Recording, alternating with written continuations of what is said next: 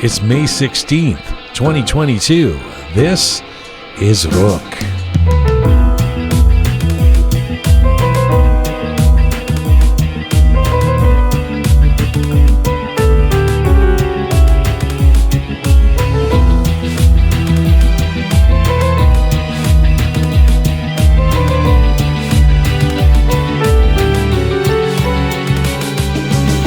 She is an Iranian-British designer and wardrobe stylist and the founder of the London-based fashion house Vaseghi, and she was the winner of Britain's Designer of the Year award in 2018. Alisa Vaseghi is making a name for herself as a young designer who's focused on non-traditional and eco-friendly materials. She joins us from England. But first, Dr. Iman Taheri, a medical practitioner who came to Canada to visit family at the start of the pandemic, ended up staying and making inspirational TikTok videos that have now made him a growing social media sensation. He joins us in studio. Plus, who do I support when Iran plays Canada? It's driving me crazy, Shaya. Who do I support? I'm Jian Ghomeshi. This is Roqe.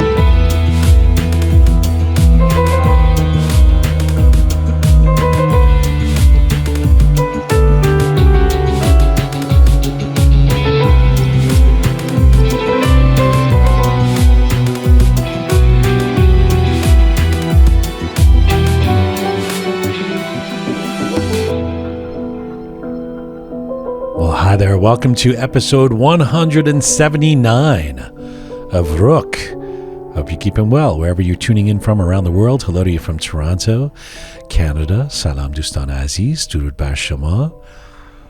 Coming up later in the show, Kian, Alisa Vaseghi, British Iranian woman, young woman, fashion designer. In 2018, despite being in her early 20s or something, becomes Designer of the Year in Britain. Wow. Yeah, and she's really inventive. I mean, I'm going to have to ask her about this. But first of all, she's really committed to doing things in a non-traditional way. So eco-friendly, doesn't use, I think, animal-friendly, etc. But also she makes clothing or designs things out of non-traditional materials. So in one case, glue. Glue? Yes. Like just like a dress made of glue? Correct. Oh. Yeah. That's what wins you Designer of the Year. Indeed. You know? Must be. Take my crack London. out of making dresses too. I think it's great. She's clearly a real inventor, as well as a designer. Now she's working with the Shakespeare Company as well, doing costumes for. And she's a wardrobe stylist as well as a designer. She's got her own brand, Vaseghi, in London. So Alisa Vaseghi coming up in just a few minutes. Dr. Iman Tahari. So this is a guy who, also a young guy, became a doctor in where? In Tehran, right? Yeah. And then he actually worked in a difficult area of Iran in the south, dealing with folks who are with drug issues, a war zone. He worked there as a doctor for a couple of years. Decides pre-pandemic to come to Canada to visit his sister in Toronto. Ends up having to stay here because of the lockdown. It was right at March 2020 or whatever, 2019. When did the pandemic start? Yeah. It's all a blur. March, yeah. And so then he stays, and then he happens to start making TikTok videos. See, this is what you should do, Kian. TikTok videos? I don't know if I'm cut out for that world. I don't know. And he becomes this social media champion of the moment. I mean, he's getting hundreds of thousands of clicks for these little sayings that he does. And so he's decided to stay in Canada, to not be a doctor or pursue his medicine right now. And because he's blowing up in social media. Interesting transition. It is. Well, it's the story of I'll mention this to him, but an external event like the pandemic, which no one could have predicted, and he wouldn't have known how it's going to affect his life, has completely altered the journey of this man's life. Wow. But not in the traditional ways we think, I was locked down, I couldn't go somewhere, or, I got COVID and it was, or whatever, or the economy tanked. But it's led him to becoming a social media guy instead of a doctor. I can see there's judgment in your eyes. I'm just. I have to This hear is a from story. your fiance or your whatever he Not is. fiance, I'm not your engaged. doctor. No, I mean, I will say what he said before. Like, I'll bring up like a dentist who has a huge following on Instagram. Like, oh, check out this dentist. They talk about this, or I don't know, a doctor on social media, and he'll be like, they're a social media influencer, so they're not a doctor. It's not possible to be a doctor and also an influencer. I mean, in his point of view, because you're super medicine based and you don't have time for anything else. Right. Like, what about Dr. Sanjay Gupta on CNN? I mean, he seems like he knows what he's doing. Is he an influencer though? You wouldn't. Oh, I see. He's not an influencer. That's true. That's true. He's just an expert. Listen, it takes up a lot of time to like create content. This guy, this Iman Tahari, he must be doing this. So you can't do both. There's like whoever does both must be a robot. Also, Iman, he's poet, and some of his poetry actually really made me impressed. He's a really good poet. So that's his other passion is poetry. Yes. Yeah, go tell your boyfriend that. I will. I'll write that down to remember.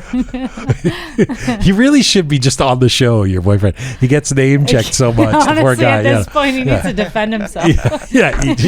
He's just like an avatar. We're always referencing him. Let me do the official hellos to you for somebody tuning in the first time, wondering who these voices are. Hello, Groovy Shaya. Hi, Aziza. Hello, the fabulous Keon. Hi, Jian. Hello. Now, regularly, we have a third person of the four of us that joins us, Captain Reza, the illustrious captain of the ship, who is right now in Vegas. Doing God knows what Reza's getting up to, but I think it's his girlfriend's birthday, and that's right. So he wanted to be there with her and take her for a trip. He might actually get married while he's there. Anything happens there. That's right. Mm-hmm. What happens in Vegas may not stay in Vegas. He comes back married. So because Captain Reza's not here, we've got a brand new member of our team and I mentioned this last week, that we've got a great new member of our team, Smart Pega, and Smart Pega is sitting in Captain Reza's spot. A temporary, we're not necessarily replacing Captain Reza. But hi, Smart Pega. Hello. How are you? I'm doing great. How are you? Welcome to the on-air Roqe team. Thank you. Now, I talked about you last week, and I have a bone to pick with myself about what I was talking about, because I described you as being a Canadian Iranian, and I described you as being of the mold of Keon and I, somebody who grew up in the diaspora, and who therefore is, the first language is English and they're very westernized, etc.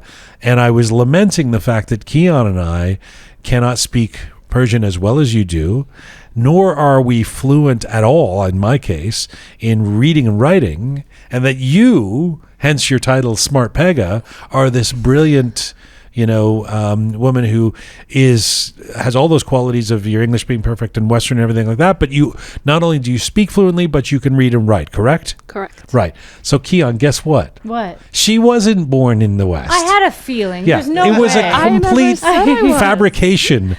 Although I don't think she fabricated it. I think I got it wrong. Yeah. So it turns out she grew up until she was like 19 years old or something. No. All right. So what is the story? You grew up in Iran. No. I was 5 years old when we moved here. I've only ever been back once. Okay. And I learned Farsi here, actually. I never went to... Where were you born? I was born in Tehran. Okay. And you lived for the first 5 years you were in Tehran. Correct. Well, I mean... But I never went to school there. That's enough to me. That's enough, yeah. 5 years? You got 5 years on us. So here's my question. I was in London when you were, I was first 5 years I was in London. Mm-hmm. So you should be better at Persian than us, I would say. Fair. No? But then there's other people who come here at the age of like 16 and now they don't speak Farsi. So. Not 16. Really? I've met some people. I read something once, if you move somewhere after the age of 13, it's hard to get rid of the accent. But 12. before, 12? Yeah. So but that's crazy. No, that's definitely true. It's definitely true that people, and it's also true that you had to work at it. Mm-hmm. You can't just, but I in terms of feeling badly for us, I thought once I found out that you grew up in Tehran, grow up. I mean, 5 years. It's enough. like I'm defending my title here. I'm still smart Pega, first of all. You're definitely smart Pega. You're It's definitely also smart the Pega. family thing too. Like for a family to migrate to a new country, they're probably still speaking Persian at home. Oh, For yeah. my family, like we went to school and like learned English, and so at home, you know, we would mix in English. Like our parents just spoke English a We lot had of a times. rule so at home. If my sister and I spoke English, my parents wouldn't respond. We used Oh, to have wow. that. It just See, we spoke English in my house. And my parents were doing that, I think, on purpose. They were we were practicing using practicing- you guys for practice. also just to bring us up assimilated, so in Yeah. some idea that we wouldn't therefore be called terrorists and have a difficult life, but it didn't work. But so you came when you were 5. Yes. Why do you have such a great facility for reading and writing Persian? I think it's just passion. I love anything and everything that has to do with Iran. Always have. Grew up that way. And a large part of it, I have to agree, Kian, it is family. I mean, it was kind of ingrained in both me and my sister that we'd have to keep our culture, our roots, our language, everything. And I'm lucky that I have a lot of family here. I grew up with my grandparents here. So that was a big, big part of it as well. Grandparents help, man. If I had my grandma close by, I would be like Pega Right. version. My grandparents all died. So couldn't have that either. What do you say? Russian shot. روحشون شد. خدا بیامرزه. Yeah. So here's the thing. Tell me why you're so into Iranian culture. I actually met somebody on the weekend who's actually a very well known. He's a doctor, another doctor, but a first wave immigrant, an older guy who's been here for many years, and who really embraces being in Canada. And he kind of actually said to me, why are you so into this Iranian thing and promoting Iranian culture? And I get it, it's your background, it's your ancestry, but what do you even like about the culture? And I was like, I was really put on the spot by him, the man who grew up in Iran and who's maybe 20 years my senior, saying something like this. So how would you answer the question? I mean, why are you so into Iranian culture as somebody who's in Canada? Yeah, I mean, I think everything about Iran just speaks to me more, whether it's music. I listen to predominantly Iranian music. I barely listen to English music. That's been the case That's since really I was interesting. like 5, literally. You grew up in Toronto, I right? did, Okay, so yeah. you were around a lot of Persians. Actually, I only had one Iranian friend all the way through to middle school. I was going to say, like, you can't listen to that music alone, so you would have had to have No, I mean, someone- again, I think family. Like, Okay. my sister and I grew up with my mom blasting Ebby in the car on the way Aw. to school. Like, that was, So is that what you mean by Iran? Like, had you ever heard of Dang Show? yes. I listened to Dank Show. really? Oh, there you go. I did, actually. The guy sitting next to you. That's right, yeah. I did. And same thing with like movies and things like that. I grew up watching like Iranian TV, like movies. I religiously go to the Iranian Film Festival in Toronto. Yeah, so I mean, I think a lot of it just is more in line with my interests. Interesting. Number 1. Yeah. 2, I love history. And, as Iranians, we have a fair bit of that. So that And definitely. do you self-identify? I mean, you are a Canadian citizen, obviously. Yes. How do you feel about Canada? So I'm about to say something very controversial here. Okay. I'm not Canadian. I'm Iranian. So regardless. But you of are the a fact- citizen, I right? am, Okay. yes. But I Wow. identify as an Iranian. Jesus. I say deport this person. How dare you? Yes. All right. Well, this is perfect. This is a perfect segue into, and we're going to get to Dr. Iman Tahari and Alisa Vaseghi, but this is a perfect segue into what I actually wanted to talk about here as we kick things off on this show, which is that it has been announced. It was a complete surprise. I did not know. I don't think anybody knew because this came out on the wire from the Canadian Soccer Association or something. That Team Canada, the Canadian team that is now qualified for the World Cup, football, soccer, and Team Melli, who has also qualified for the World Cup, of course, are going to play a game on June 5th in British Columbia, in Vancouver. No A friendly game. You didn't know this, Shia? No. You really didn't know this? No, actually, I was surprised. Why did you mention on the bills that who do I support? Wow. Yeah. So Canada and Iran in like 3 weeks are going to play a game in Vancouver. Now it's a friendly. It doesn't have any impact on the World Cup or whatever. Yeah. But at least 10 people have texted this to me, like knowing that this would be something that would hit me pretty hard, because thank God I'm not in Vancouver, because if I was, I would desperately want to go to the game. Let's go. Right? Well, I have tickets. You have tickets? I have 4 tickets. Wait a minute. You bought tickets? Yes, I bought tickets. So are you going to fly to Vancouver? I don't know. If I can, yes. I bought the tickets because if there's even a slight chance that I can go, I wanted to have the tickets ready. And if not, I have a million people around me who can and would want to go. Wow. I'm sure. See, smart Pega. Yeah, you catching on now?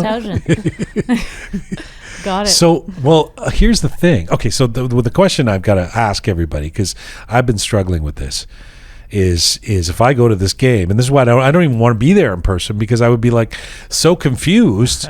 which jersey am I wearing? What's the flag? What am I? And let me explain.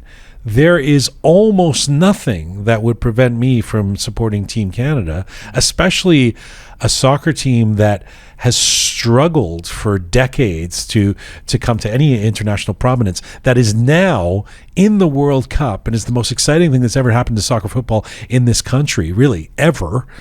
Of course I would want to support them. At the same time, Team Melli, the Iranian team, our downtrodden people have the one thing to celebrate, a great soccer team that is going to the World Cup and could actually advance in the World Cup. I mean, there would be almost nothing that would prevent me from supporting Team Iran if I were going to one of these friendlies, if we were playing against Portugal or I don't know, Brazil or whatever. So I'm not totally sure what I would do. So I'm going to put this to you. Sorry for you. I'm going to go through the three of you. Shia, you would let me put this to you, Shia. You have come to Canada recently. Yes. Been only here for 3 years. Yes. Let me prosecute the case here. Been here for 3 years. One would think you're so Iranian. You spent the first 30 years of your life in Iran, whatever. Yeah. That team, it would be obvious. You would be supporting the Iranian team. Mm-hmm. However, you love Canada.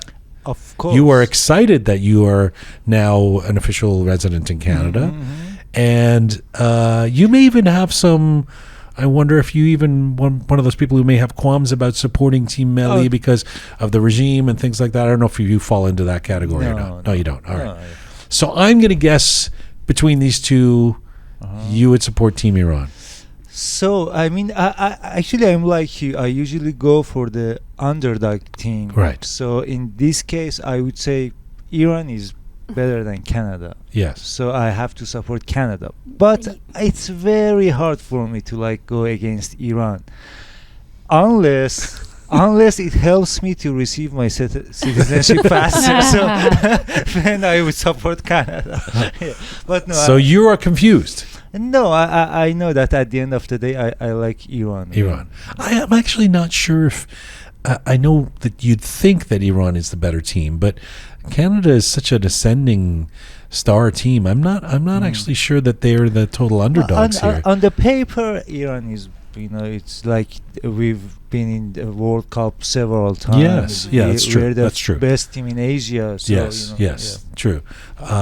Keon? I'd probably lean towards Iran. Really? Being in the stadium, just imagining, there's no way you would pick a team over your own heritage, That's how I feel. Right. But I would hope there's other Iranian fans. Otherwise, I'd feel ashamed. Well, listen to this. In Canada. It was announced 4 or 5 days ago. From what I understand, the tickets are either sold out or almost. This is a stadium, right? Wow. They just went. They went. Now, there's obviously a lot of excitement about the Canadian team in Canada. So you got to think a bunch of Canadians. But really, Canadians haven't been rushing to buy tickets to see Team Canada, even with all for a friendly, so even if it was going to be sold out eventually, I think that's Iranians. Of course, that's Vancouver. Iranians in Vancouver going ape shit. It's like, buy the tickets. Yeah. Buy the tickets. Come on. Bring the whole family. So, not to mention Pega, she's already, she doesn't even live there. She bought 4 tickets. So I'm guessing because of the zeal with which you explained your love for Persian culture and the fact that you bought these tickets, you would be supporting Team Iran. Absolutely. And just to share something, actually, when we were looking at buying the tickets, I had a specific promotion code that allowed me to get the tickets earlier. Otherwise, I doubt I'd be able to actually get the tickets. How'd you get that? Where'd you get that? It's through American Express. Okay. Yeah. Right. So if you're a card holder, they give you like promotional codes, things like that. And to your point about people buying tickets, the stadium actually wasn't going to release tickets for the upper bowl, but because of demand, they actually opened up those tickets. Right. That's what I heard. Yeah. Wow. I got to think it's Iranians. Has to be. It's going to be that weird thing for like people across Canada are going to be watching it on TV and they're going to hear like more cheering for the Iranian team and just go, what the hell's going on here? Right. Who bought the stadium? You know? I wouldn't mind Canada winning just because of what you said, Shai, the idea that Iran is considered the better team.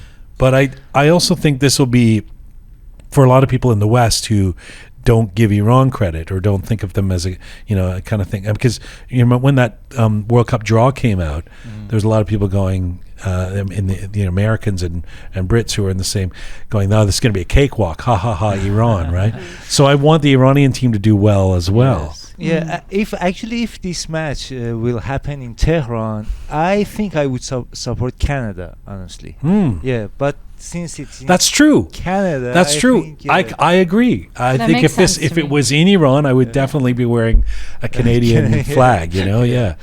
Interesting, but because it's here, Yeah. So. yeah. Here or there, I'd support Iran. Oh, geez, Pega. And I bet Reza would probably support Canada. Canada, I'm Yeah. sure. 100%. Yeah. All right. We're coming to you on rookmedia.com. It is there that you can link to all of our platforms. We are on an ongoing mission to build a new audiovisual encyclopedia of Iranian diaspora identity. We're on Spotify, SoundCloud, Apple Podcasts, Instagram, and CastBox. If you'd like to see some visuals with Rook, switch over to YouTube right now. And if you like your Rook descriptions and bulletins in English and Persian, check us out on Telegram. I wanted to mention something, which is that we are going to have Arash Sobhani from Kiosk, and I think maybe even some members of the band, but definitely he's coming into studio because Kiosk is in Canada. They're doing their first shows in a long while. Are they part of the Persian music you would listen to, Pega? Not exactly. I have heard songs by them, but they're not someone I listen to All regularly. right, your family wasn't blasting them along with the Ebby in the car. No. Kiosk is actually playing in Vancouver this weekend, and then in Toronto, May 28th. If you don't have tickets yet, go see Kiosk. I'll give them a little plug because Arash is coming on the show. All right, let's get to our first guest, and we'll talk to you on the other side of this, guys. Stick around. My first guest is a fast-rising Iranian star of the internet. Take a listen to this. Your existence must be appreciated, not your title or your position, not even your name. You are the water, not a container. There you go. A little taste of the sound and charm of my next guest. Not so long ago, just about 2 years ago, in fact, Dr. Iman Taheri was an Iranian practitioner working as a general surgeon in rural areas of southern Iran where drug use and drug-related crimes were prevalent. Today, he's something of a social media sensation, inspiring hundreds of thousands of followers and basing himself out of Canada. Needless to say, it's been quite a couple of years for the friendly and handsome medicine man. Iman was born and raised in Tehran. He graduated in general surgery residency from the Tehran University of Medical Sciences. He landed in Toronto in February of 2020 with the intention simply of visiting his family, but the worldwide pandemic gave him cause to hunker down in Canada. A desire for finding friends in a new country and learning a new language led Iman to social media platforms. So then he started posting short, informative videos using poetry and music and creating an online persona in the process. And the Dr. Iman Show was born. And right now, Dr. Iman Taheri joins me in the Roqe studio here in Toronto. Hello, sir. Oh, hello, sir. Thank you so much. Nice to have you here. Thank you so It's much. crazy. It's a crazy story. Your stories are crazy to me. It's the story of how external events, external forces, in this case a pandemic, can change the direction of a life journey. just as a product of circumstance, right? True, completely. It's a story of just, let's say, trusting the process, and like stop fighting back and just let's see what is reserved for you. I see. So, in short, when you start getting clicks on the internet after you post some videos, instead of thinking, I'm supposed to be on a plane back to being a surgeon in Iran, maybe I'll go with this. Maybe I'll see where it takes me. Well, it was not that easy. I mean, at the beginning, it was not so feasible. I mean, for me, it took me about quite a time to accept what's happened. And then I just lost the ego of a doctor, surgeon, whatever it was. And gained the ego of a social media star. Yeah, I mean, now I have learned not to take anything for granted. I know that the other one just gone. This one can go like in a blink of an eye, and I'm just experiencing everything. I'm enjoying like a toddler. Just I'm exploring, enjoying, and learning. But I know everything can change. But the other one's not. You're still a doctor, right? Nobody took away your license. Yeah. I already got I went through the exams and everything in Canada. I got my license. I mean, first 2 exams, which are the most important thing. I applied for my license now, and but honestly, I think I don't want to practice anymore. Wow. Okay, I want to get to the full story. First of all, I mean, how does it feel to have fans around the world who probably had no idea who you were up to a year or two ago? Well, for me, it's fascinating. I love what I'm doing, and I just enjoy connecting with I want to call them friends, but it's not easy, to be honest. Sometimes I think about it that I used to think of social media as the most superficial thing ever. Mm-hmm. And I was not wrong, and I still, like, if you look at social media, it's pretty superficial in a lot of cases, yeah. And for me, it was because I'm a poet, and I had no idea how can you grow in this kind of like environment with poetry, with your shirt on, with your when you talk about meaningful stuff and try to add value indeed, and I'm trying to find the middle ground here, between let's say this all the superficial stuff, and try to use the images, maybe the viral music and viral sound and everything, just as a packaging to put, insert some meaning in it.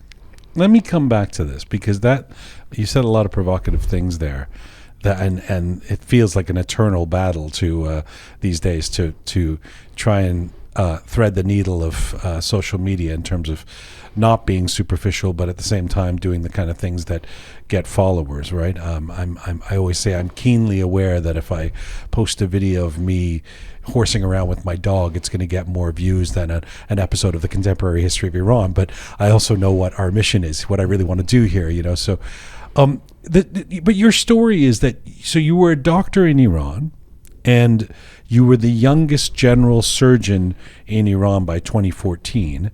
What led you into medicine? Is it an inspiring story, or is it as simple as Persians, value the status of being a doctor, and you like that as well?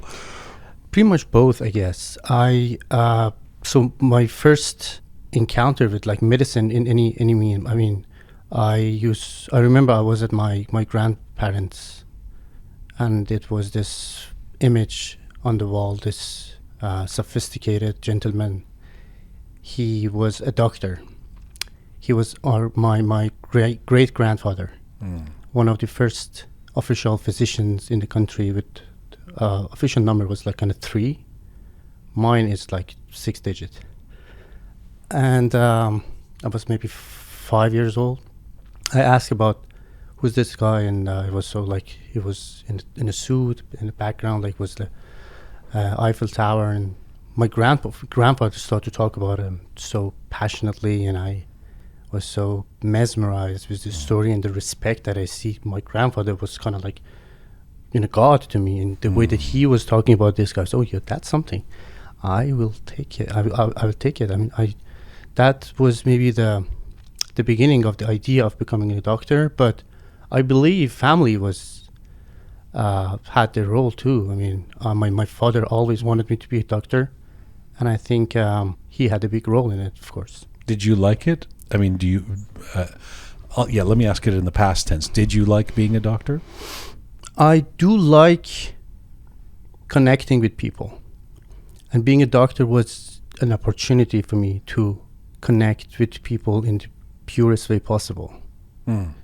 And I still physically connecting with them in some cases. Yes, but it's not just when they come to you in the most vulnerable state and they bring you their pain. No one comes to doctor when no one visits the doctor when they're happy. Right. And it's just like ongoing practice of empathy and feeling others' pain. And as a poet, it was a great opportunity for me to just to feel others. Well, speaking of vulnerable, the story is, I mean, in the immediate years before you came to Canada, so this I guess would be 2019, 2018, you were in a war zone. You were in a drug-addled area of southern Iran. Tell me about what led you there. So when I graduated as a surgeon, I, like they call it TAR in Canada, it's pretty much like return service or something like this. You need to serve somewhere. Pay it forward. Yeah. Oh, I see. You actually have to serve somewhere. You need to serve somewhere. I had a lot of options. As a surgeon, you can choose where to go. It depends on the city. You have to stay there for a while. But this place showed up on my screen, and I noticed that no one wants to go there. And where is this place? Southern Iran. It's in like southern Kerman, between Bandar Abbas and Zahedan. Okay. Pretty much like on the coast, like on the right at the bottom, or no, like in the middle of desert. Okay. Oh wow. Yeah, it's pretty much it's the main way from smuggling drugs and everything from east to west. And I contacted the chief of the hospital, and I asked about the place, and I said, "What's happening there, and how's everything going there?" He was kind of like shocked that anyone want to ask about this place. This young guy in Tehran calling to say what's going on there. But I first, something that I was so interested in was trauma surgery, and I knew when I go there would be a lot of trauma, and it gave me like when you're working in like this kind of like less fortunate places, you have you can be creative, you can learn more, and I probably that was one of the reasons that I chose to be there. And I went there, and I spent about 2 years. I lived in a hospital because around the hospital was nothing else. You lived in the hospital? In the hospital for 2 years, and because people live in tents around, and so for 2 years I have learned. I think I learned more than they learned from me. I mean, they gave me something. What's an example of something you learned? Every day was something new, but let's say it was something that was so touched my ego. I had a patient, like it's not so uncommon there to have shooting, like conflict, with tribal conflict, even when there's no drug involved. Were you actually in a town, or when you say I'm in the desert? It was no town. It's just there's no town. Yeah. Why is there a hospital there? It's just in the middle of nowhere. Yeah, because people live in tribes, and like they live in a vast area. Wow.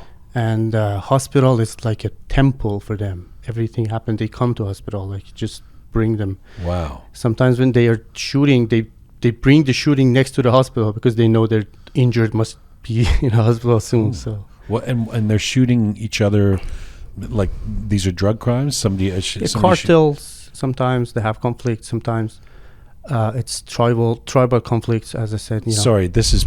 I don't want to get too tangential about this, but why does that happen in the South?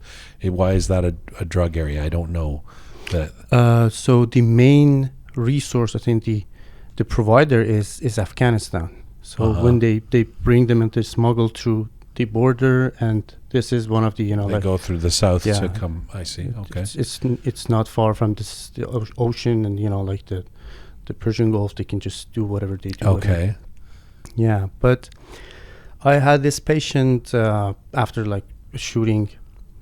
He was about maybe 14, and he would it was ugly, really bad condition. Almost everyone thought that it's he's gone.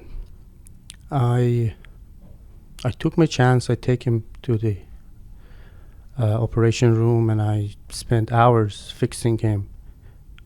From everything, lung, gut, everything was just shattered. After hours and hours of tough surgery, he made it. He was young, lucky, and I was lucky anyway. So he made it, and I was so kind of proud of what I did. I stepped out of the OR to deliver the good news. His family was waiting there just to receive the corpse, and I proudly said that so he made it. He's going to be fine.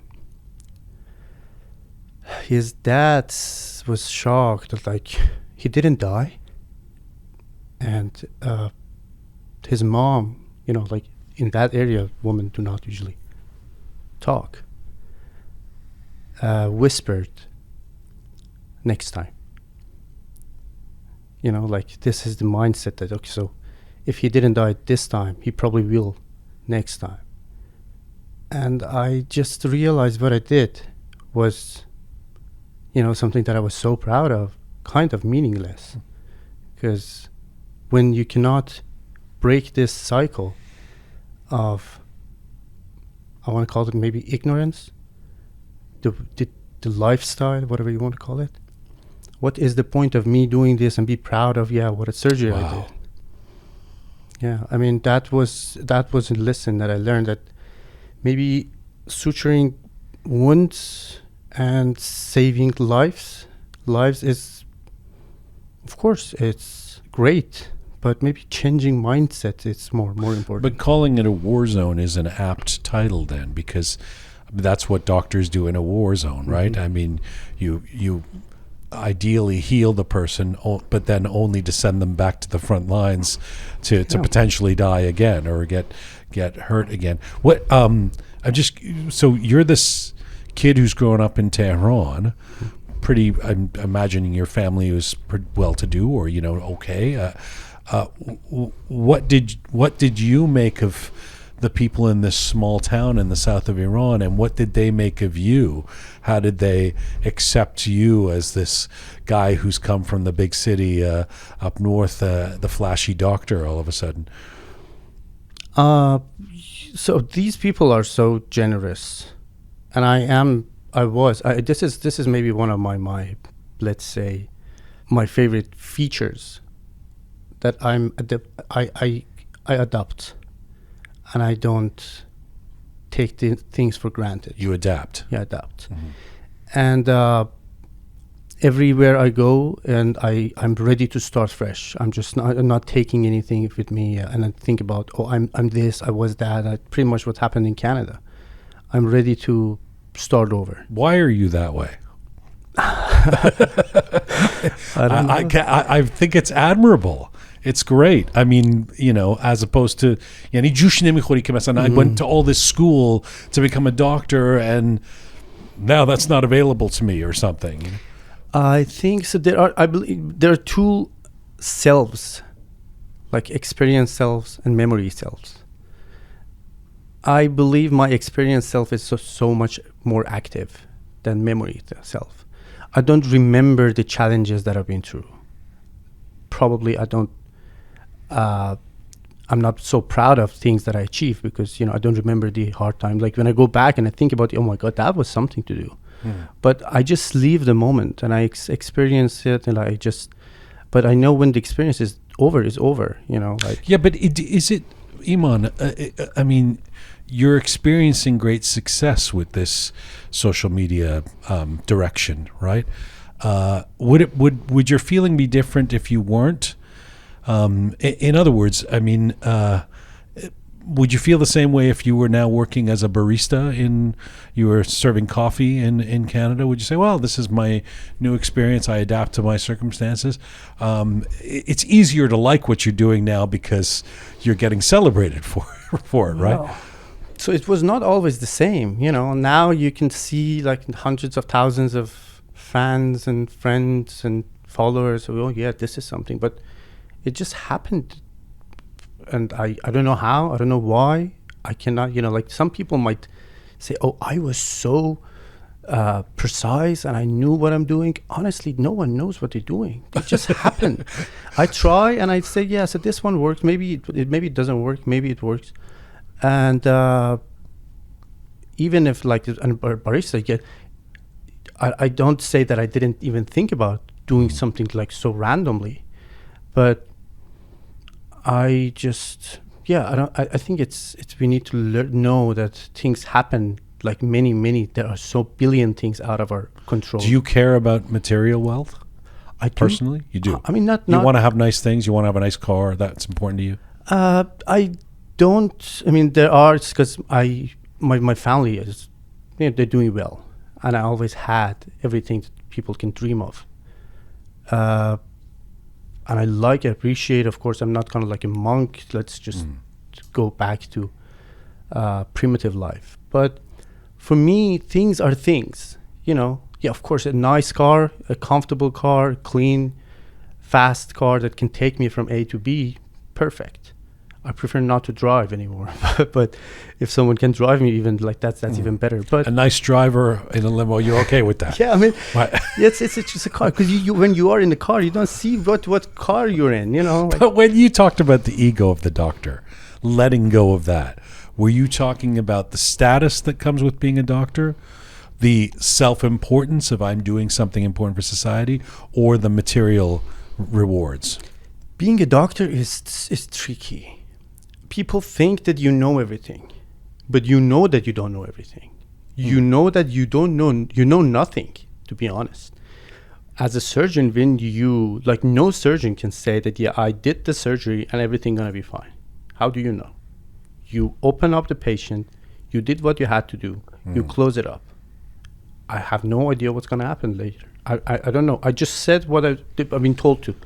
I mean, this is something. So either you can become an angry person and try to keep your distance and no one ask questions that might scratch your ego, like you know that you don't know everything, so you don't let people get close and know what you don't know. Or either you can be humble and see yourself as a small piece of this bigger image that, yeah, I'm doing my part. Of course, I mean, I think the most beautiful answer I've ever heard from anyone is, I don't know. Yes. Yeah, so this is easy that we don't know. There's a lot of famous lyrics that way, poetry. The more I learn, the less I understand, that type of thing. So, that's interesting to me, the notion of the doctor who knows that he doesn't know everything. Because I think if I were to guess, part of your success in social media is that you're a doctor, is that you've got those credentials. And it plays into the societal idea that we have that this guy somehow knows everything, no matter what you're talking about. Even if you were talking about, this is the best car, we'd go, oh, doctor, he's a doctor, he must know. Right? So let's get to this, last couple of years and what's happened. First of all, why did you end up in Canada in early 2020? I am a Canadian resident since 2018. Okay. It was this program for immigrants, and my family signed up, and everything was just, like paperwork. I had no intention. I've been here 2018 about maybe 6 weeks. I get back home and I just finish my study, get my surgery stuff. After I did my time in that area, I was ready to open my practice in plastic surgery in Dubai.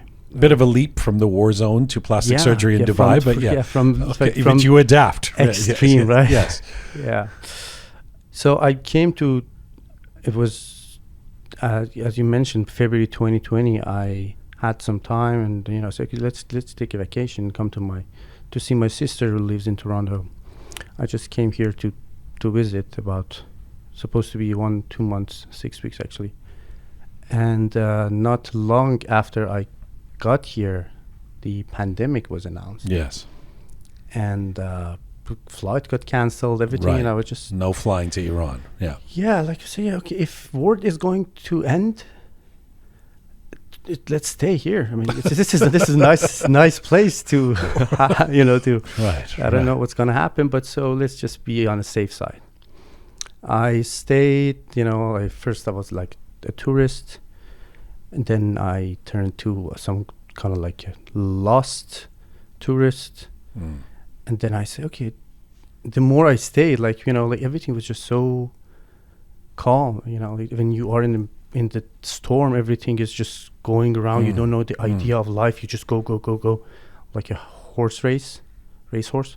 Yeah. So, but when everything just settled, I say, life has so much to offer. Let's see what's gonna happen. I still was so attached to the title of the doctor, and say, if I'm gonna stay, there's nothing else I can do. Right. So I got through the exams and credentials and everything. But the more I went that direction, the more I realized it's not that important, I just... It gave you time to reflect on who you actually want to be, what you actually want to do. And Dubai, the Dubai plastic surgeon wasn't the vision that came to you. It was the shiniest, let's say, future for success. I chose happiness instead. And happiness. Now, I gotta say, your story is just the idea that 3 years ago you're in this war zone as a surgeon, and now you're this, handsome TikTok star is enough of an interesting story for me to want you on this show. But there are parts of the story that I've seen you talk about that seem a little amplified to me. Like, for example, you say when you first came to Canada, you say you were desperate and alone. I mean, really though, that's like the good-looking, successful doctor from Iran. You have your sister here, you have family here. How desperate and alone were you, really? Well, so when I was in Iran, in my everyday life, I had a lot of friends, parties, everything, like elite people in the country. We just hang out every day, and I was like, on top. In the scene, yeah. You were. I see. Okay. But when I came here, so after the transition, I said, yeah, so if I'm going to stay, I need my own place, and I need to move out from my sister, and I just start building up my life. So no one knew me. It just doesn't matter, good looking. So yeah, now you're just talking about these images, the material thing. I could have buy friends. Yeah, I could have bought friends. But I'm just... It was. No, but you have resources. You even have family here. You're a young guy who's, it just didn't, desperate and alone makes me think of a guy who's, has no options, who's on the street. I mean, you were, I know it serves the story well, but you knew you were going to be okay. It was more a decision around how do I deal with this change in circumstances. Yeah, I mean, so immigration. When someone is new in a country, it's a big challenge. Yes. I remember that I used to dress up and okay, so let's just do something, and I go out and walk around downtown Toronto and look at people, and I don't know what to do. I mean, okay, so. First of all, it's not as easy as you see in movies. Like just sit, stay, you're sitting in a bar and say, hey, you say something like super wise or some like witty thing is that you hooked up. Right. No, it's not that. It's not that easy. Right.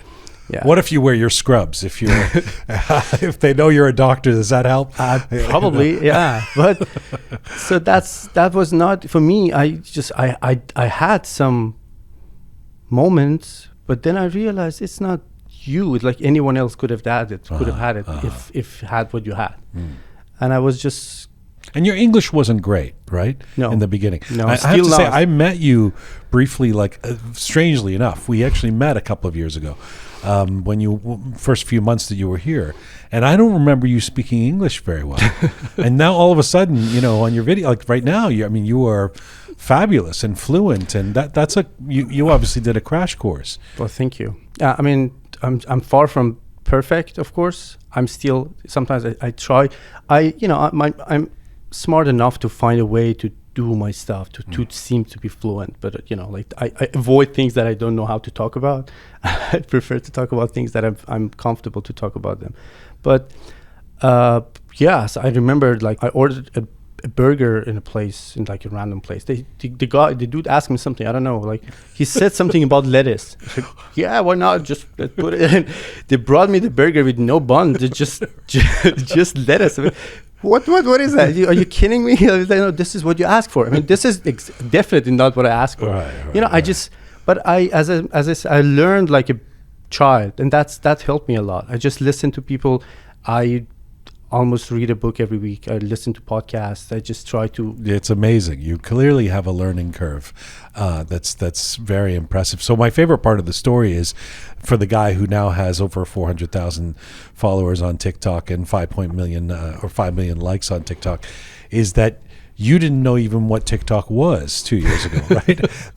I just love it. I love the fact that this is so you thought it was a dating app. Oh, yes. So you went on hoping for what? I mean, what did you think you were doing on TikTok? Well, let's get back to the place that I moved here. So as I said, I had all desperate and alone, yes. Desperate on the street, alone? unable to eat. Yeah, I know. Desperate, alone, but all the resources already, right? So you have the resources. Yes. You can have good photos and make a good CV on this dating apps and say, yeah, I'm this all you can make put a link on your recent research and everything. But anyway, so I was on almost every dating app available. Oh, I mean, honestly, I tried everything. You went to town. Yeah. Tinder, Bumble, you did them all. Name it. Yeah. All right. How was it going, by the way? Not so promising, I guess. Okay. Yeah. Because I didn't know who I'm talking. I mean, it's not just speaking the language. You need to know what you find something common to talk about, to connect, What if you found other Iranians? Was that not an option? Then you could talk in Persian. I exclude that option from the beginning. Oh. I decided, so that's why I'm living downtown Toronto in a place that there's no Iranian actually around me. Nothing against my own people, of course, but right. I said, okay, so if you're going to move to another country and you're trying to learn and experience and, see new things, you need to do new stuff. Good for you, man. That's why I just, the amount of people who come here and just replicate, Toronto, right? Not that there's anything wrong with finding friends and comfort in that community. Obviously, it's fabulous. But wow, that's so you excluded Persians from the dating apps. From almost everything, yeah. So I have my very few Persian friends, and of course my sister, but that's how I still I dream in English, in a short time. I think in English. I talk to myself in English, and so it helped me. So you're not having a lot of luck on the dating apps, and you think I'll put also something on TikTok because. I mean, nobody explained to you that TikTok is not necessarily a dating app? I've heard about it. Of course, here and there, 2 years ago, it was not so Correct. It was in its infancy still, yeah. And I knew that there's some kind of TikTok, people put things on, and I was looking for another app to edit a video to. I was so into my poetry back then. I was trying to publish my poetry to see if anyone, project a signal. Let's broadcast a signal to see if anyone interested in a poet, not a doctor, to feel, to make me feel better. And by the way, I haven't asked you about the poetry yet. I want to. You had written actually a book. Yeah. You've done a book of poetry. So poetry is something that's been important to you since you were a kid. Yeah. And so when you talk about writing poetry, that's in Persian, right? Of course, yeah. Yes, yeah. Yeah. Well, yeah, so I found TikTok and I logged in and I saw, okay, more beautiful ladies. And I said, yeah, that's good. Okay, at least you can do something. And this is kind of like dating app that you can do something to show the world how cool you are. But so it took me a couple of days to learn how things work there, and for about maybe 2 weeks I just observed, and I start posting. I tried almost everything, and I said, as I said, I made videos every day, and I'm not so good with the schedule in general. Really? Yeah. But when I would think a trained doctor would be very that's something, yeah. punctual. Yeah. Maybe that was one of the reasons that I chose to work in the place that I used to work, because it was just me. No, I was the chief of the hospital when I worked there, and I was just, I was my own boss, even though I was a surgeon. Right. And I lived in a hospital. No one can page me anymore. I mean, I'm living. You were on Persian concert time. So the surgery starts an hour and a half later than it's supposed to, because the crowd's not in the seats yet. No, not when you live there. You're living there. So anyway, but I was so when I actually get into something and focus, I call it flow. I don't see. I mean, that was my job every day, the same time, post, and one day something just went, as they say, viral, millions of views, and that was it. And I had for a while I was like, wow, what should I do now? What was the first thing that really hit? So in TikTok for me it was just maybe a couple of them was these are very short videos that you post, 10, right? 15, 20 seconds, and it was so challenging, especially at the beginning. I didn't know what to say, how to say. Imagine you want to say something wise in a language you don't know how to speak. And you don't even know how to look, how to, everything. You look like you know how to look. I think you've got that figured out. You've spent enough time. I figured it out. To be honest, I listened. I observed the reactions. Okay. You really did this methodically. You really studied this as you were doing. My viewers actually created what I am doing on TikTok. If you go back and watch my very, very first stuff, I had posts with a t-shirt just doing random stuff. But the first one that I did with with suits and everything, that one hit. And I said, okay.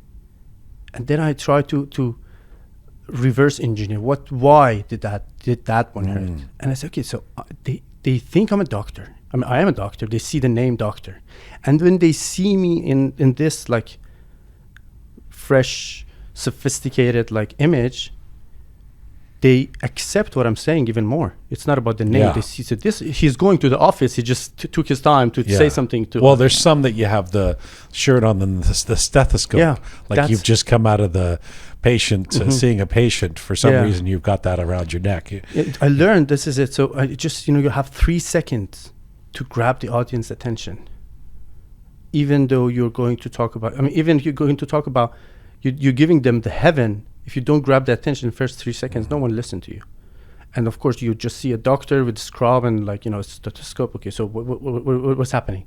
Then I talk about smiling, which has nothing to do with surgery. Yeah. It's a wellness. So when did that start? The idea of fusing, of merging your two worlds, the surgeon and the poet. When did you really start to think, oh, that's what I can do here? So many people, when they do something that, for me, if from one perspective, you might say, you wasted your time being a doctor for about 18 years. And now you don't want to practice anymore, from one perspective. And you're starting over a whole new... You wasted your time because you're not practicing, you mean? Okay, maybe. For me, it's okay, so I got all this experience and credential, and I know a little bit about human brain, human body, human behavior, and I can integrate it to my poetry, and I use it to create something even better. At the beginning, I try to just separate them. Sometimes talk about medicine directly, sometimes talk about poetry, and then I realized that you don't have to. You just can, because these are images, these are titles. As you just played the first thing, I'm the water. Like whatever container you put me in, I can change to, the images. There's, from what I understand, those who know you, I think you've said this, I don't know if I saw you say this somewhere, but those who know you or close to you or your family, it wouldn't be so much of a surprise for them to find out to see you performing the way you do. Mm-hmm. In other words, even this gentle, mild-mannered, quiet doctor guy that is sitting here, the family knows better. You were a performer since you were a kid. Huh? Since I remember, yeah. Like not just close family and friends, almost everyone who has encountered with me. They know that this guy, I'm the one who always, okay, so let's just, I steal the show. That kind of thing. And yeah. So you were kind of made for this. Yeah, that's the thing. I get back to what I meant to do. But isn't that crazy? In other words, if there hadn't been a pandemic, you would have flown back and been a surgeon or a plastic surgeon in Dubai right now. That's the thing. So sometimes life blocks all the other possibilities for you because it has a better purpose. I don't know what's going to happen. Even still, some people might see this guy's crazy. He gave up everything he's doing. Of course. He's doing something like... Especially Persians. Yeah. I can hear, there's some moms out there and dads going... What a waste. What a waste. He was surgeon. Now he is playing on internet. Yeah. But so that's the thing. I got back to what I meant to do because I had no other thing to do. And maybe it's another scale of the story of J.K. Rowling. She started writing about Harry Potter years before she finished her first book. And for years, life just threw everything at her to, block all the other ways and possibilities. And she had no other way to do. You see yourself as the J.K. Rowling of TikTok. I see myself as Dr. Iman. Let me ask you about the responsibility of being a doctor. Because, we sort of joked about it, but I actually think there is something to the idea that you say you're a doctor. Well, you are a doctor, but once you tell people you're a doctor, and you're imparting advice, people take it seriously. Like they go, the doctor is speaking. And you're kind of playing the role in your TikTok videos of a therapist, of a counselor in some ways, some of your content. You are a doctor, but you're not a psychologist. Do you worry some people would take your words or your counsel too seriously? I hope they do take it also too seriously. First of all, knowledge is... an illusion. See, that's one of your lines. Yeah. What the fuck does that mean? What is knowledge is an illusion, Pete? We think we know, but first of all, it doesn't matter how much do we know, how accurate do we know. Imagine, let's talk about the most fundamental element of our being, which is the DNA. Okay. Yeah. So after all these years and all these studies and all this sophisticated science so far, human being has discovered almost 3% of the DNA. Okay. And do you know what they call the rest, 97%? Junk DNA. Because they don't know what they do. Right, okay. Junk DNA. So the arrogance, the ego, so if you don't understand it, it's junk. I don't know that. And I'm not, what I'm talking about. But hang on a second. The knowledge that a psychologist has accrued, both from an education and from practicing, is not an illusion. That's That's knowledge that helps them help other people, right? This is the best practice so far, let's say. Even psychology itself. I see. Even psychology or mental health itself is known as a separate entity for about less than 50 years. But I just think you have a lot of responsibility. I mean, look, I'm not even talking about you, because there are other people, famously, Dr. Oz, whatever, there's doctors who are doctors, but then once you have millions of followers, people take you very seriously. You know, you're an authority. It's a great responsibility. It's a great responsibility, and depending on what you're talking about, it might not necessarily be your field. You're not a doctor of everything. True. It's the same as my sister being a doctor of linguistics, but that doesn't mean she knows anything about cooking. But so I mean, I don't even know if you're going to go there in terms of actually being a therapist or stuff. You do more general sort of wellness ideas and thoughts and philosophies. But I'm curious how you navigate that. I'm so, first of all, yes, I am mindful of not giving direct medical, even it's kind of like a psychotherapy. I talk about breathing technique. Because I find something that I'm so certain that no one can say, yo, this is wrong. And if someone, do what you say, it probably can harm them. And I'm so concerned about what actually you just said, because nowadays, and especially on social media, you see people who are complete fraud. They talk about things that they have no idea what they're talking about. Right. And the idea is, and they have access to more people than they've ever had before. I know. I mean, sometimes the story is, I had the cancer. I cured myself. And I can help you cure yourself. Right. Okay. Right. Yeah, I mean, I never had cancer. I had more than 100 patients with cancer. I still cannot make this claim that, I can cure you, And when you deal with people's health, spiritual, mental, emotional, even physical health, your clients, your audience are vulnerable. They're desperate for answers. That's how they trust anything they find in the media. And we also rely on doctors. I mean, I joke about the status that doctors have in the Persian community stuff, but imagine something goes wrong in a public place. We go, is there a doctor? Is there a doctor on the plane, right? We don't go, are you an ear doctor or a veterinarian? We just say, we need you, you're a doctor, right? And so we give you that kind of power, and we trust you, and we want you. And but yeah, I would think that, there's a lot of responsibility that comes with that, especially doubling back to what we were talking about in the beginning in terms of how sophisticated what you can say and do on mediums like TikTok is, right? So yeah, it is a great responsibility what to say, and so I never directly prescribe anything, and I always even when I go live and talk to people, this is something that I learned, the way that you talk to a patient or a client, or like when you're talking to anyone about health, you would say, okay, first of all, you need to talk to your own doctor. It's nothing that, of course, you need to know that you cannot jump into a conclusion immediately. Oh, and this is what many people do. Oh, you had like your childhood trauma, and you had your things and this, and you need to buy my course and spend this money. And I never sell anything yes, just buy my course. Not yet, but the steak set is coming. I can see it. The knives and the steak and the t-shirts. I'm joking.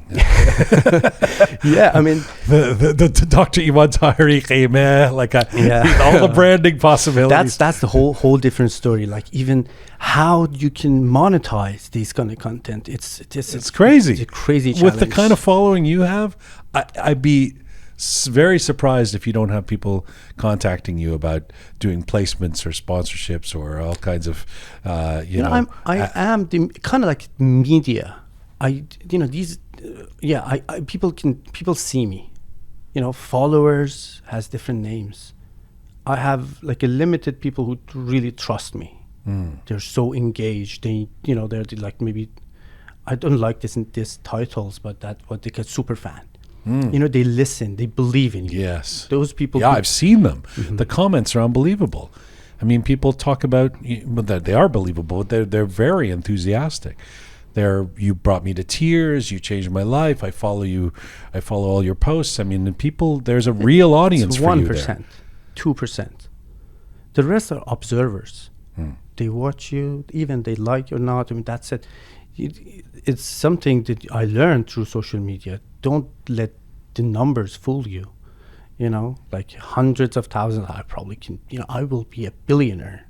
Do the math. No, don't do the math. There's no logical connection here. That's why, again, to get back to what you do, you need to love what you do. When How you- closely do you follow the numbers these days? Do you have a bad day if you post something that doesn't get the numbers that you really wanted? Oh, many, yeah. No, I mean, do you feel bad then? No. There are numbers. I mean, it's an ongoing challenge, of course. This is mental work. Every day I post something, I do my best to make the best content possible. But the moment I release the content, I just disconnect. There's nothing else I can do. It's okay if it only gets a couple thousand, even though yesterday you got 200,000. Yeah, I never remove something, like delete something from my account. Oh yeah, this one didn't go well, and I might. Really, that's amazing. I mean, I do. I don't have anything like your following, but I've always, even when I had huge followings, and I would put something up that nobody likes or isn't getting traction, I'd feel bad. What did I do wrong? How did it, which I know is the stupidest thing about, because there's all kinds of reasons why, including algorithms. You don't know if you like it, you post it. Yes. When you post it, that's the theory. No one can tell you shouldn't have liked it. Like this. That's is right. I don't let. It's not easy, as I said. Sometimes I have like really mental breakdown. Why it's happening. I would take a break for a couple of days. And you know what? Okay. I need to. So that's happened to you. Yeah, I mean, and in the beginning, you were obviously watching it very closely because you were trying to figure out what works and what doesn't. The endorphin release, of course, like millions of views. Oh my God, that's awesome. Yeah. People love me. Next day, boom, not so much. Right. True. It's the algorithm. I mean, you never know. Like, there's something about the algorithm, especially with TikTok. People say that TikTok is teaching the youth to what to do, or it's just manipulating Western society and like all this stuff, like this conspiracy theories. I believe TikTok is learning from us. This is the way. This is how AI develops. AI learn from human being and then create their own pathways and make something even super intelligence. That's what they do. Every day, millions, let's say billions of input is receiving. It's getting there, and the way that it's a game of us. We feeding the AI. I don't know how they're going to interpret it and what they're going to do with it. But they can. The AI. I'm not talking about its like particular country or like certain whatever third party, but the AI now can create human being the exact way that human mind at least, the exact way that we know, because they have a lot of input. And we are part of this game. Sometimes it goes high, sometimes it doesn't. So it's not about me, it's about the game that they're playing. Well, except the fact that it's going so well is part of the reason you're here, and you're getting the attention you're getting, and including a TV series, a doc series that we'll talk about in a moment. So it's not all irrelevant to your success. It's one of the things that you do, Iman, that I think is amazing. And it makes you accessible is your seeming facility for languages. There was a series that you did of. You were saying a few words, and you did it in 10 different languages. And I'm curious how many of those languages you are actually. You sound like you speak them all very fluently. Your accent is amazing. How many languages do you actually speak?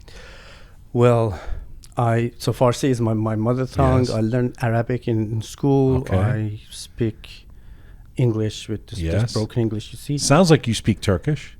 I learned Turkish, Spanish a little bit, but here and there. It's not something fluent. Italian? No. But you speak Italian well in the video. I was like, damn, this guy's got it all down. Like Hindi. But Hindi, you sound. I mean, that's Portuguese, man. That was challenging. Portuguese as well. So how did you learn to say all of those things or speak those languages, for the sake of the video, at least? Again, that was something. Like I let my viewers shape my content. Okay. I had the moment of the poem. It came in the English first. Yes. Once upon a time, I saw your eyes. Yes. And I paused and I said, and I do not remember the rest. It's a short, like, love story, let's say. And when I posted, I went through comments, and one of my, commenters said that would be beautiful in Farsi. Yeah.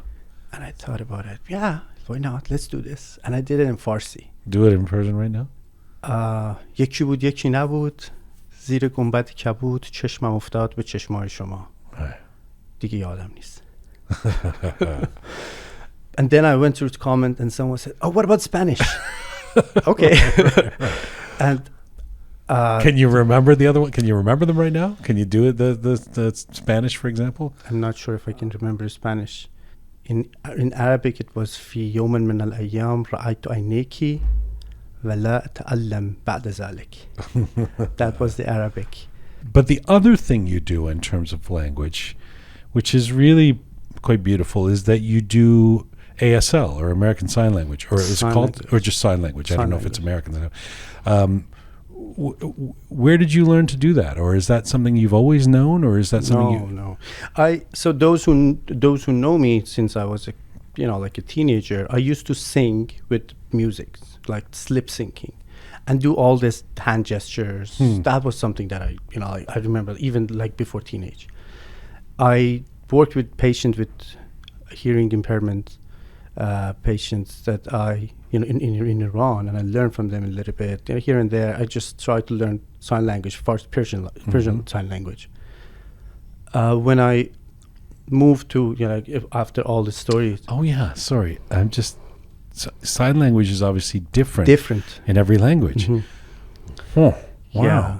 So I feel so naive for not thinking of this earlier. But so if I'm signing in English, it doesn't. A Persian person can't necessarily who signs in Persian doesn't understand that signing in English. Not the words completely. are not the same. There are some things. Love probably is always the same, but yeah. So there are different because every single person they invented their own sign language in their own society. So what is your sign language that you do? This one is ASL, American Sign Language. Even American and Britain Sign Language are different. Slightly British, different. So when I start doing what I'm doing, I was not confident enough to just show up on screen and start speaking English as fast. Like I should have express myself. Okay, you wanted to do something with your hands, and I was kind of like mute, like I just learning a language. I don't know if I'm able to, but so I'm kind of like what they call it, like expressive with my facial expression. So I could have delivered the message even better. So I added. So I learned every time I'm trying to. I used to like make a video. I just go through words by word, and sometimes I watch videos. So how can I say this? It's not, especially at the beginning, it's not fluent at all. But it helped me to deliver the message even. I'm sure it's really appreciated too. Yeah. But you probably get a lot of feedback on that. Yeah, that's something else. It's not just like so many people. Some people might say that you're doing a really nice thing for people with hearing impairment, which I believe it's the opposite. It's the other way. Sign language add a lot of value to my content. Even though I think there's about 400 million people out there that using sign language, but I think even more people are connected with sign language because social media is kind of like a dictatorship these days. People who have the stage, they can say anything they want. And those who do not have the stage, even though they have the most brilliant messages, they are muted. They don't have the voice. And that's how when I start doing the sign language, people relate. It's okay, this is for us. Even though we can speak. Absolutely. But that was just maybe another layer that so now they're more connected. So when you're doing a post now, a video for TikTok or an Instagram, or you also have a YouTube channel, we'll link to all of these things obviously on our platforms for this interview. How long does it take for you to prepare one of these things in terms of getting the language right, knowing how you're going to perform, getting the ASL together? This isn't just little selfies you're taking. I mean, this is prescribed stuff now. It's a project, yeah. I mean, writing, the other day I had this conversation with one of my friends.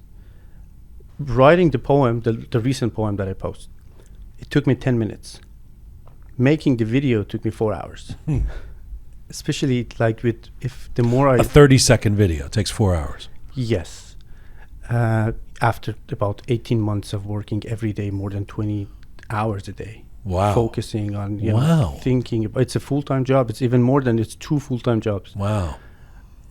When it gets to technical part, it's so painful for me, to learn the lighting, the audio, how does it mixing. And you're doing all that. You don't want to bring anybody to help you do that stuff? So this is just me. It's you're happy to do it yourself? Yeah, even like for now, it's just me. Yeah. So the mixing in of the music and everything, that's you? Yeah. The subtitle, color enhancement, music, lighting, it's all about, just. Yeah. Yeah. So what have you learned about who your audience is? At maybe very first stage, I was not so into niche, as they say.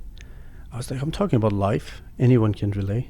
But now my audience are more women, I guess. 70%.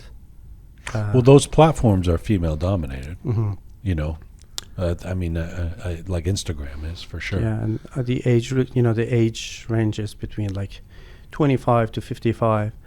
And I'm just so, this is something that I check from time to time. I look up to when I see that my content is reaching younger generation. That would be something that make me You happy. like that? Yeah. And I've seen you on your lives talking about how people joining from, like, it's a pretty global audience too for you, right? Yeah, that's something. I think this is the most unique thing about my content and my platform. It's not just, limited to one country or region or language. It's one of my favorite things about doing Roqe Media is the idea that I know that there are people all around the world tuning into this.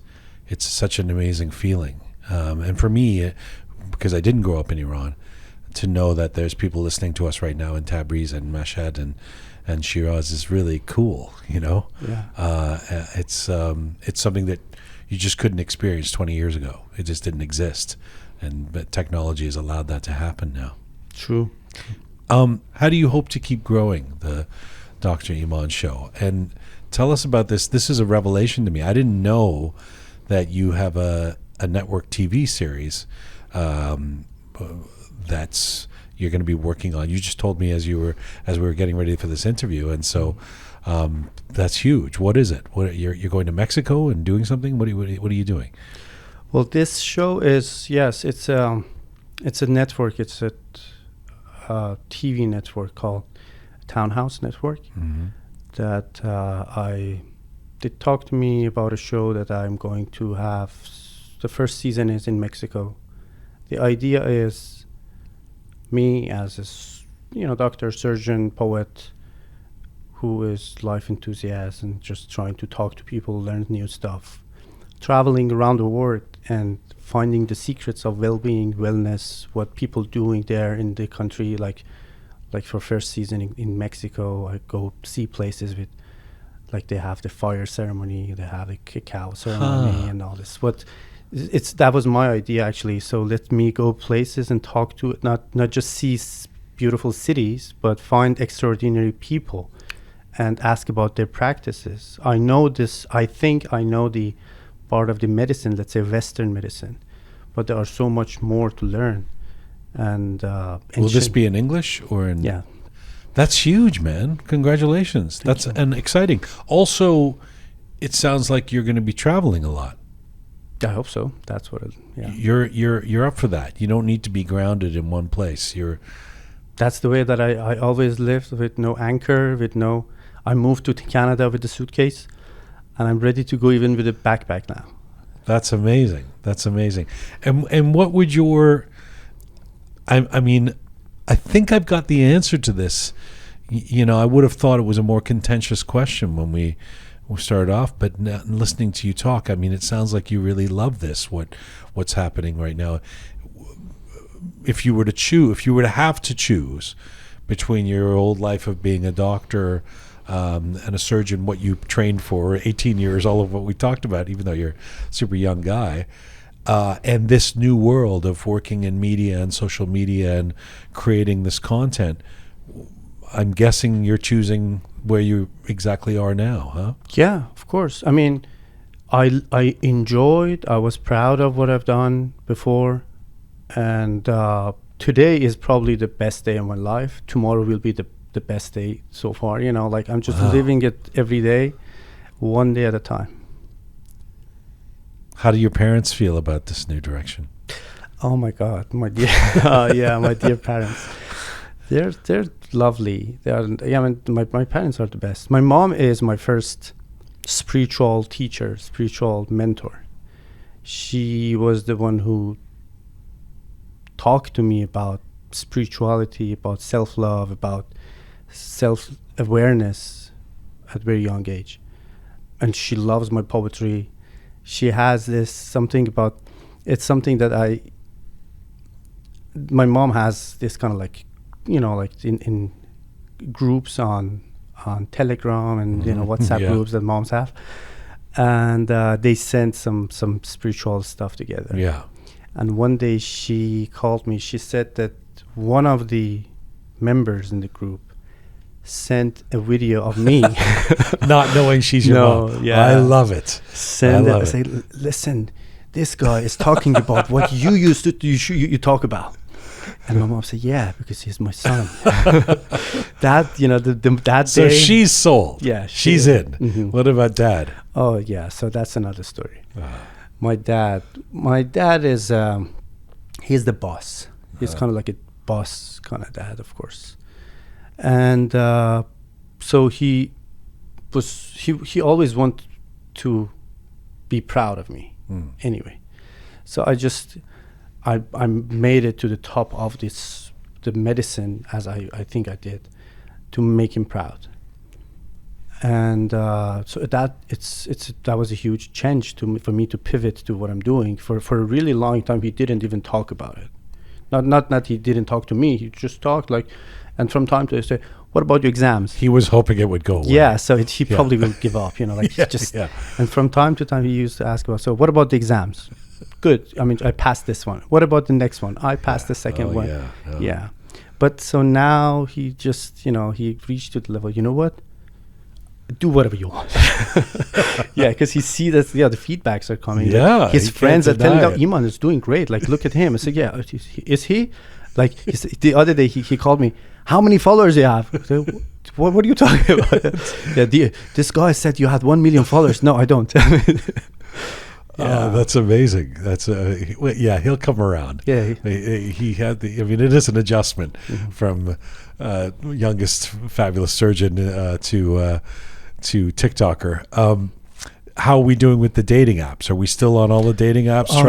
Are we giving up on that? Yeah, that's the thing. So if you becoming a public figure, it's a little more difficult. Yeah. Yeah, and honestly, who wants even to date me now? I'm just so focused on what I'm doing, you know. Like, are you kidding? No, I'm sure a lot of people want to date you. I'm not so much fun to be around, to be honest.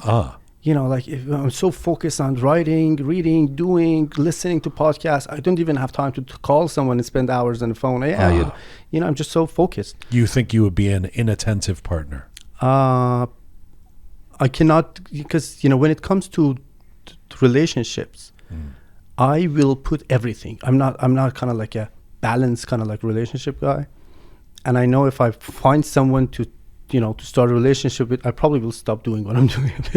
Okay, let's just really. Yeah, I can move. So you're not gonna. What about? Can you casually date? Will you go out with people?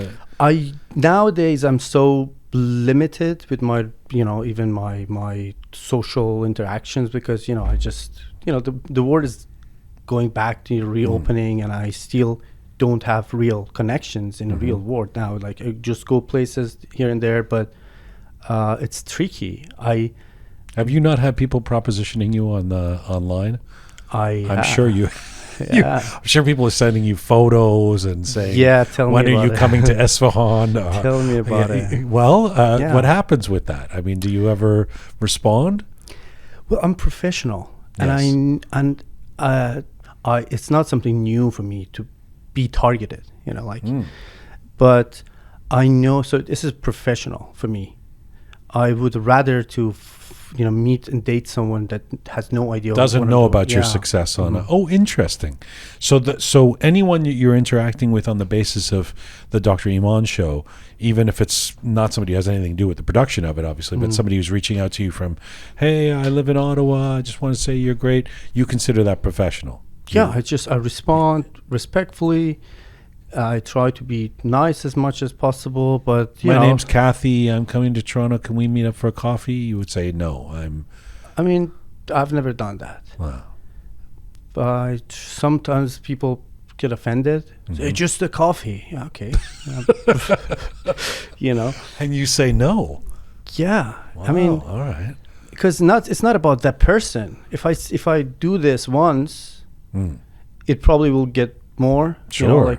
Some others might say, oh, so you did meet with the other one. Why don't you meet with us? Or why don't you? It's kind of distraction.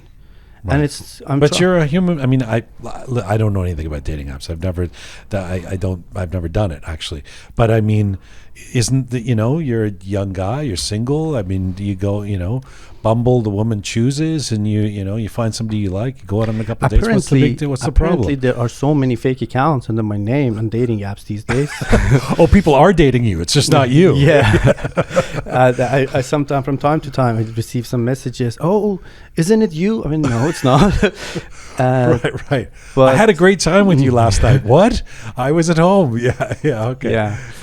But so it's tricky, I'm just, because I worked so hard for what I done for Yes. and I believe it's still not yet there, when it's become something more. Good for you. Yeah, That's the kind of focus that leads you to learn ASL, master TikTok, learn English.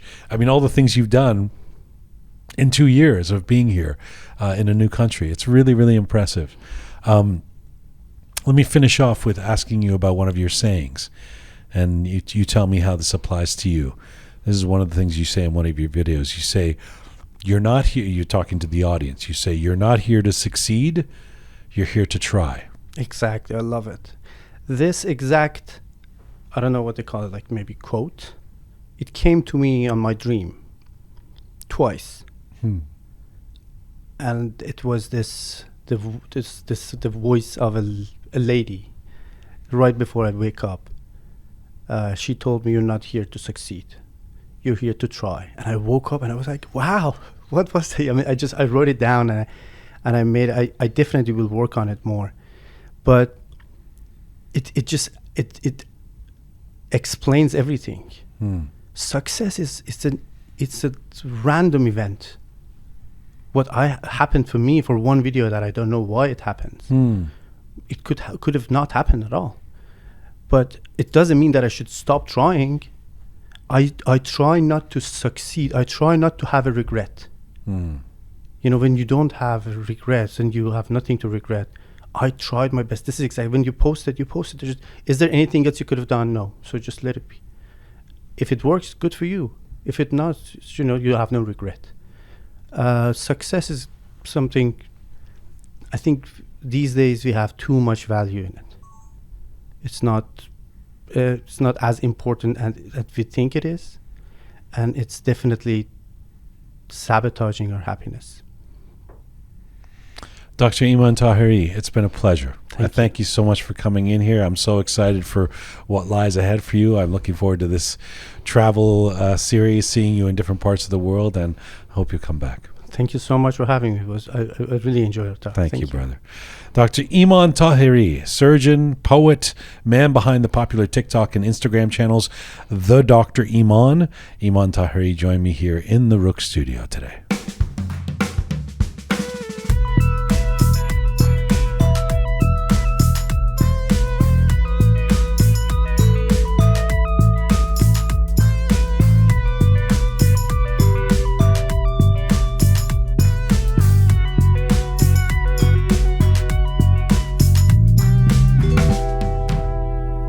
Right, microphone's back on. The groovy Shia, the fabulous Keon, and Smart Pega, who's joining us this week in lieu of Captain Reza being in Vegas. The surgeon and the poet has just left the studio. What an interesting man. Yes, I mean I know him Yeah. before this interview, and what I really admire about him and appreciate is that like the path that he has passed. Like I remember we had Ali Parsa on the show, Mhm. and he said that don't look at the person as he is or she is right now. Don't look at the way that they're passing. So, like as you mentioned, He was saying, look at how far they've traveled in their past, what they've done. Yeah. yeah. So I really appreciate his hard work, and yep. I agree. It's kind of a reminder too that for the most part, maybe somebody once in a while strikes gold, but for the most part, even influencers or people who are doing well on social media, it's a lot of work. Oh Like yeah, this guy's putting in 20-hour days. He's saying, yeah. thinking. So it's not just. I mean, and you have to respect that. I mean, the kind of, and you're right. I mean, 2 years ago, like I told you, I said in the interview with him just now that I met him, Yeah. and you remember that. I met him very briefly, and but I don't recall him being able to speak English at all. Wow. Like it was very, very, challenging for him, and he kind of spoke, but it wasn't.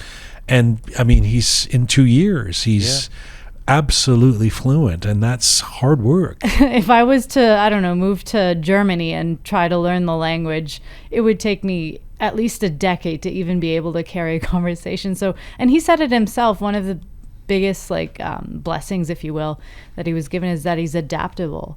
That's such a it's a rare commodity to have in any human being, to just be able to adapt to any changing scenario. Like I know a lot of doctors, if for example they suddenly lost their license, they would be crushed. What else could they do? And this guy just picked up and started a new career. Yeah. So it's impressive. Yeah, absolutely. And to have the kind of flexibility and the foresight, especially when you've worked that hard to sort of develop a pedigree. Yeah. I put in all those years into being a doctor. Right. And that he can, I guess what he was talking about, being a plastic surgeon in Dubai. That's a pretty fast path to a wealthy, comfortable life, hard work, but whatever, so that he's willing to forego that and go on this adventure. I wonder how his parents feel. Do you know? Maybe you should interview them. They're like, they prefer that his son be a doctor. Of course, Persian parents. Persian parents. What do you think, Smart Pega? I actually was fascinated by the sign language that he picked up. Yeah. That was incredible. I mean, languages, yes, but sign language, which I guess is technically a language too, but that was fascinating to me.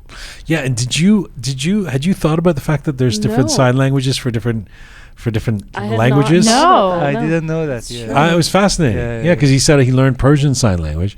Then now he does American Sign Language, and it had never occurred to me that there's more than one sign language. But that makes sense. Obviously, I mean, it's almost insulting to not think of that, But it was complete revelation to me. But why? Like everything is the same, so why do they have to have a different signage? I guess each country was responsible. Well, for what's its the own. American Sign Language sign for the word "tarof"?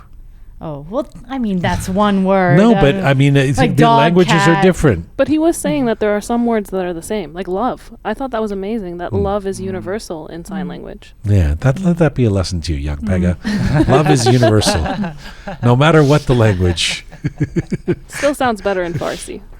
Well, I mean, thank you to Dr. Iman Tahari for coming here and sharing his story and being as frank as he is. I like that he's very open about, I methodically sat down and figured out what works on TikTok. I mean, he's not kind of pretending that this is just happening. I mean, he's making the case for it, that you have to kind of work at it. Thank you, guys. Let's get to our next guest. Smart Pega, thank you for joining us. It's been nice to have you in studio with us. Taking Reza's spot. It was fun. Get back to work. No. Fabulous Keon, Groovy Shaya. See you in a little bit. Our next guest today is an Iranian-British fashion designer and wardrobe stylist and the founder of the London-based fashion house Vaseghi. Alisa Vaseghi was born in Iran. She moved to England with her family as a kid. She says she always loved design and pursued her interest with a degree in fashion design from the University of East London. Since then, her star has been rising with the launch of her own brand, specializing in fashion collections made with alternative and unconventional materials. Alisa was the winner of Britain's Top Designer Award in 2018, and her works have been featured in numerous publications such as the Daily Mail, The Sun, OK Magazine, Women Magazine, The Daily Star, Entertainment Daily, Sunday Express, and Vogue. Alisa has worked at Dyson Selfridges and was the lead creative at Topshop. She currently works as the head of costume at Grange Park Opera and also as deputy wardrobe manager at Shakespeare's Globe. And right now, Alisa Vaseghi joins me from London, England. Hello. Hello. Hi. How are you? I'm great. It's very good to have you on the program. Thank you so much for inviting me. Did I say the name of your brand correctly? Vaseghi? Yes. Vaseghi, yes. Vaseghi. Oh, it's a Vaseghi. Well, how do white people say it? I mean, how do British people say it? Well, in a lot of different pronunciations, but because it's got the GH. Vaseghi. It's got the GH like Ghomeshi. I mean, that would confuse people. So did they say Vaseghi? Vaseghi, yeah, Vaseghi. Right. Vaseghi. Vaseghi. Not the but it sounds like you're not sure. That might be something you need to add to the list of things that your growing empire includes, how to say the name of the brand. The pronunciation. Let's say Vaseghi, so we can be Persian about it. Yes.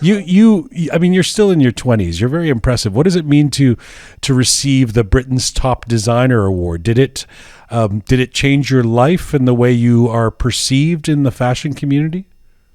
I mean, it's amazing. I mean, it was a year after my graduation, and I simply got invited to the show, and I was already creating a collection and being there. And, there was a lot of participant people there. There's about 6-7 of us, and there was pre-interviews, and then all the models went on the catwalk.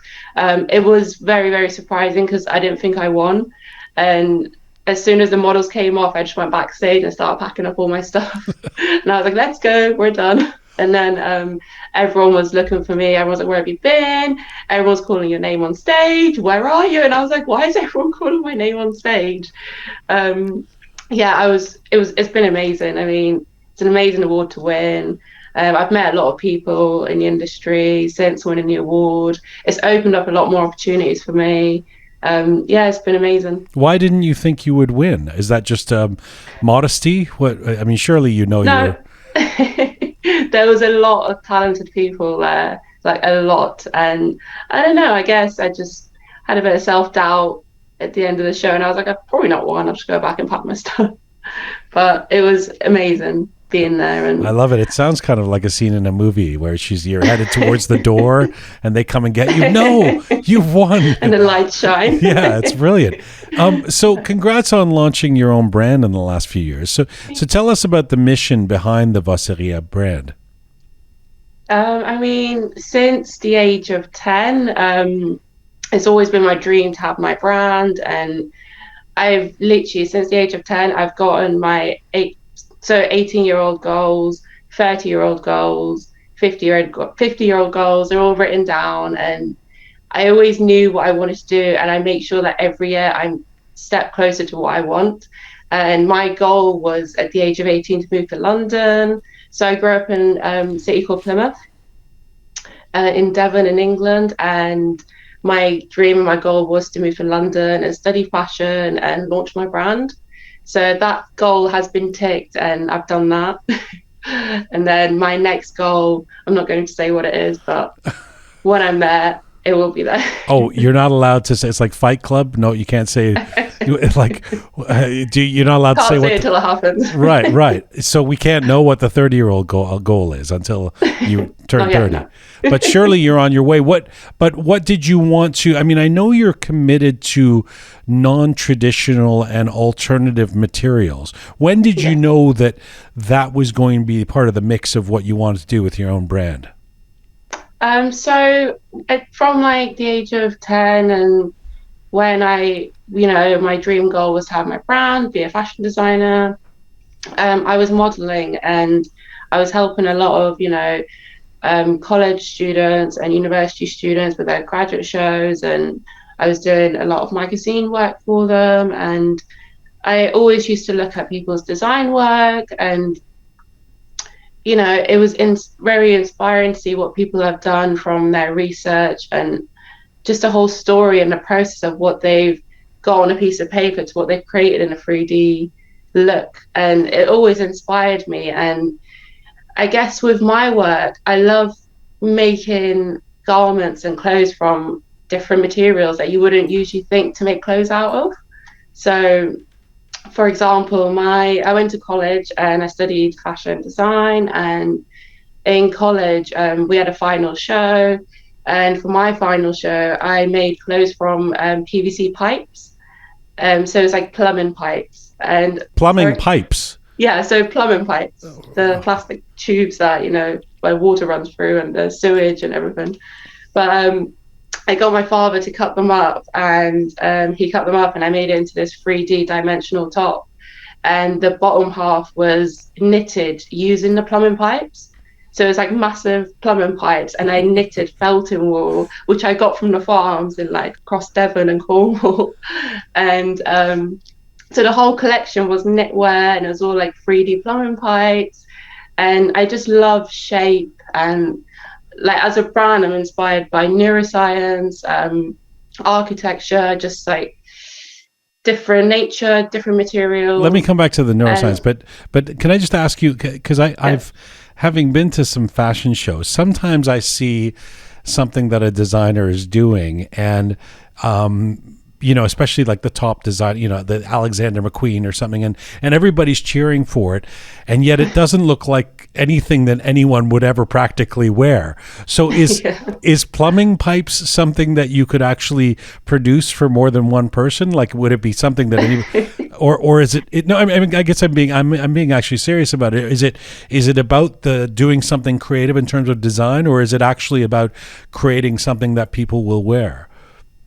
I guess it depends on what you want to achieve as a brand and what you do as a designer. Like with my work, like the plumbing pipes and like my glue work, I mean, they're all almost like art pieces, and it's showing people my imaginative side of, I don't know, a word that I've started with, something that's inspired me, something I've taken from nature or architecture, or a piece of art that's inspired me. And I've, worked on that, I've designed, and I've created that art piece. So it's more like for people to be inspired by. But then I guess for a wearable, structurable piece, that would be a different collection. So it'll be a ready-to-wear collection. But a lot of my pieces are all haute couture, and, you wouldn't see someone wearing a plumbing pipe dress walking down the street. I mean, I love it. I love that you're an artist, and for those people who are not just listening to this but watching it on YouTube or Instagram, we'll put up some pictures of your works, and it's incredibly creative. It's very artistic. Do you butt heads with yourself at times and sort of think, okay, I need to produce a jumper that looks like something that will sell at Selfridges so that I can make a lot of money, or make this into a business, and I need to stop being a cool indie artist? Or are you okay with that? I mean, like as a brand, I've been asked a few times, how do you make money from your brand? And that's never been my goal. My goal has always been, as a designer, as a creator, to show people my creativity and just show my way of thinking, and how a certain word or a certain building has inspired me to make this, and the reasons behind it. And there's sketches, there's the making process, and I just love showing people that story and what it meant and how it's meant to be that, if that makes sense. So it does. It's not so much, as a brand, I've never been like, oh, how am I going to make money? It's not about that. It's about me, myself, and how I want to show people that specific art piece that I've created. I love that goes on a catwalk. But then even in the catwalk, I always have a certain music for that specific collection, and I make sure the music is made by, certain friends of mine are music producers and they make music. So I make sure that all my research and everything, it's all like an experience. Like it's all the six senses that we've got. So the smell, the taste, not so much taste, but the visual, the feel.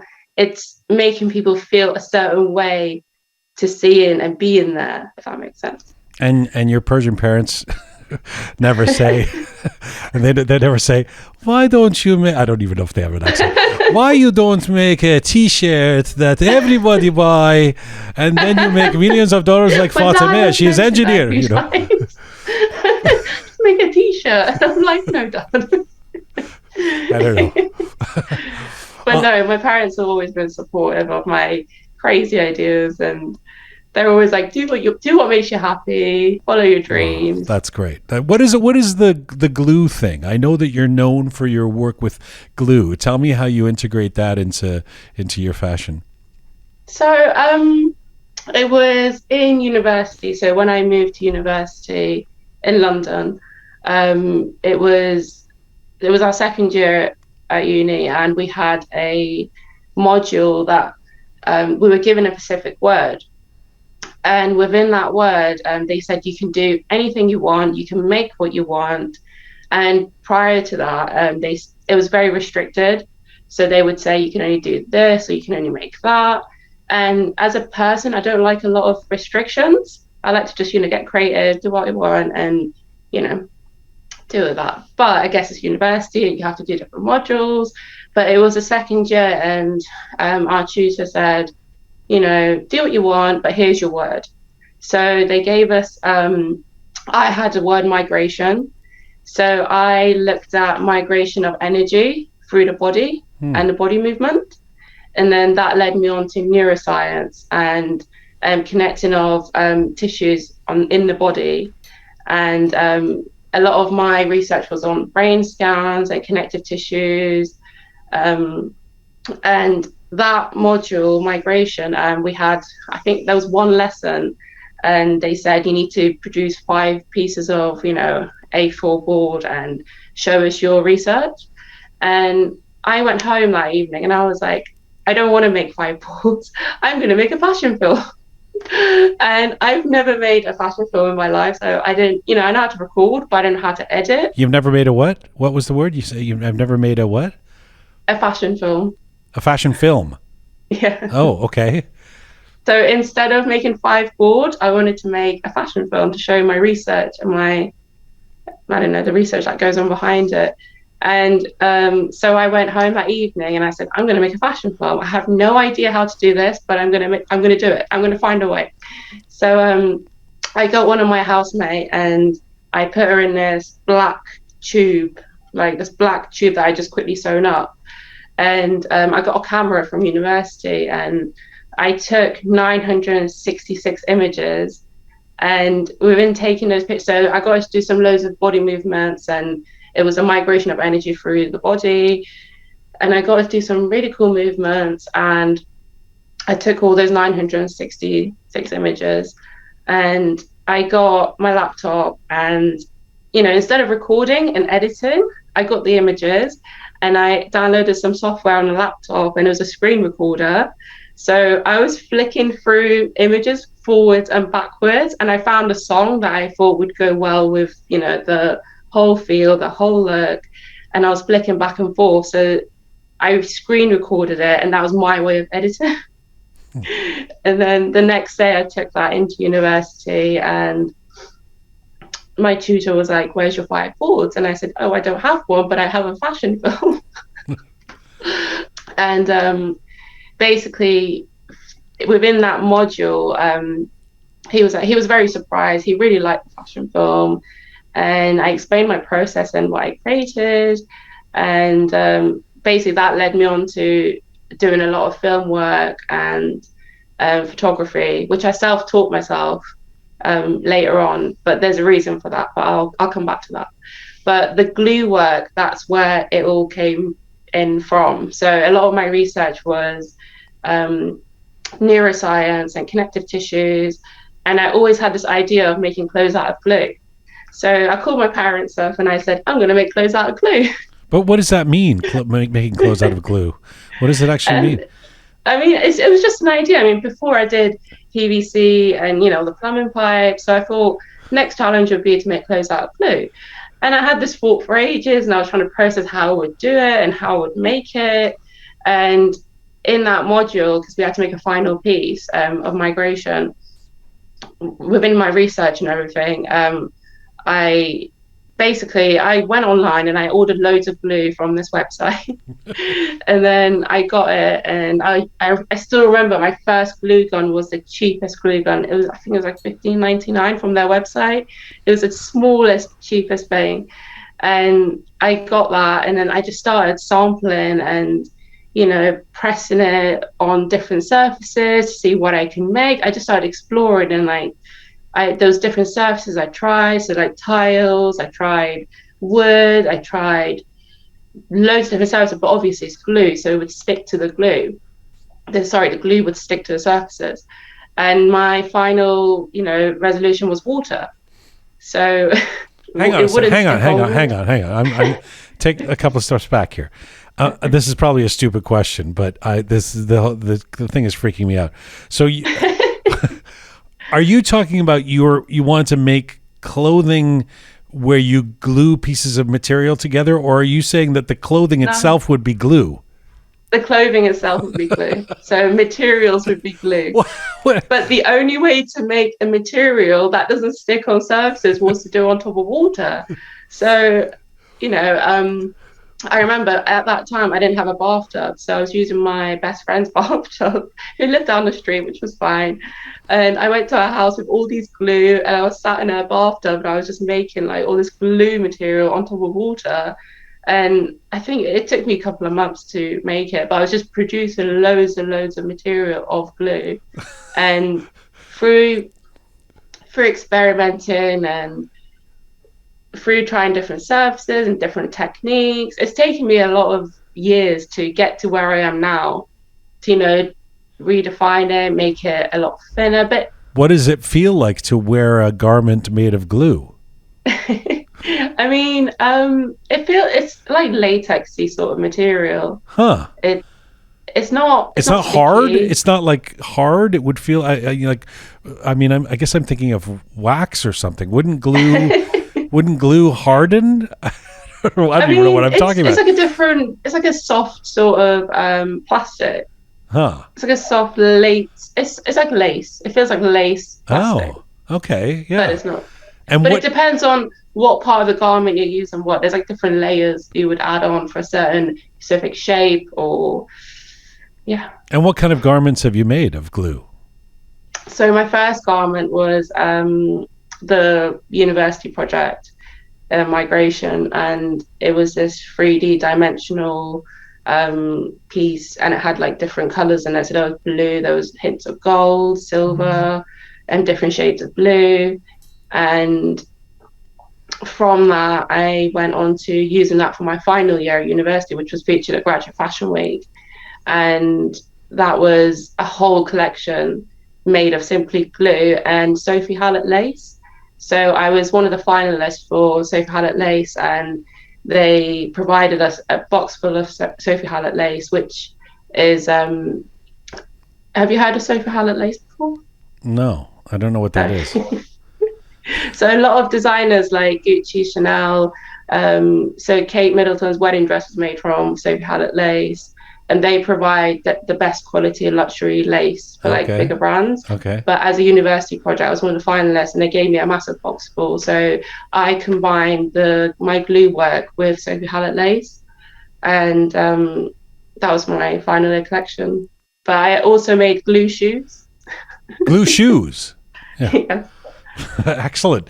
Good for all seasons. Non-stick. I mean, I think this is I just think that it is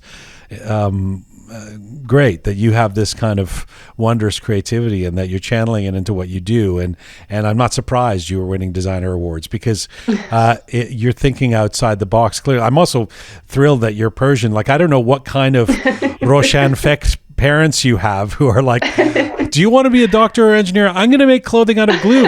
Go on, honey. That's great. I mean, it's just not usually heard of in our community, you know? And you also have a major commitment to faux fur.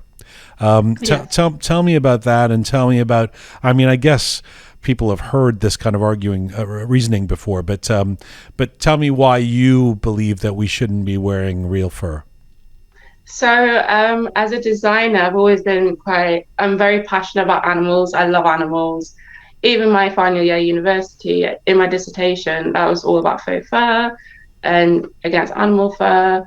And it's taken me a lot of years to research into finding the finest luxury quality faux fur and using that instead of real fur, because a lot of real fur, no one really knows where they're coming from or how the animal was treated in that process.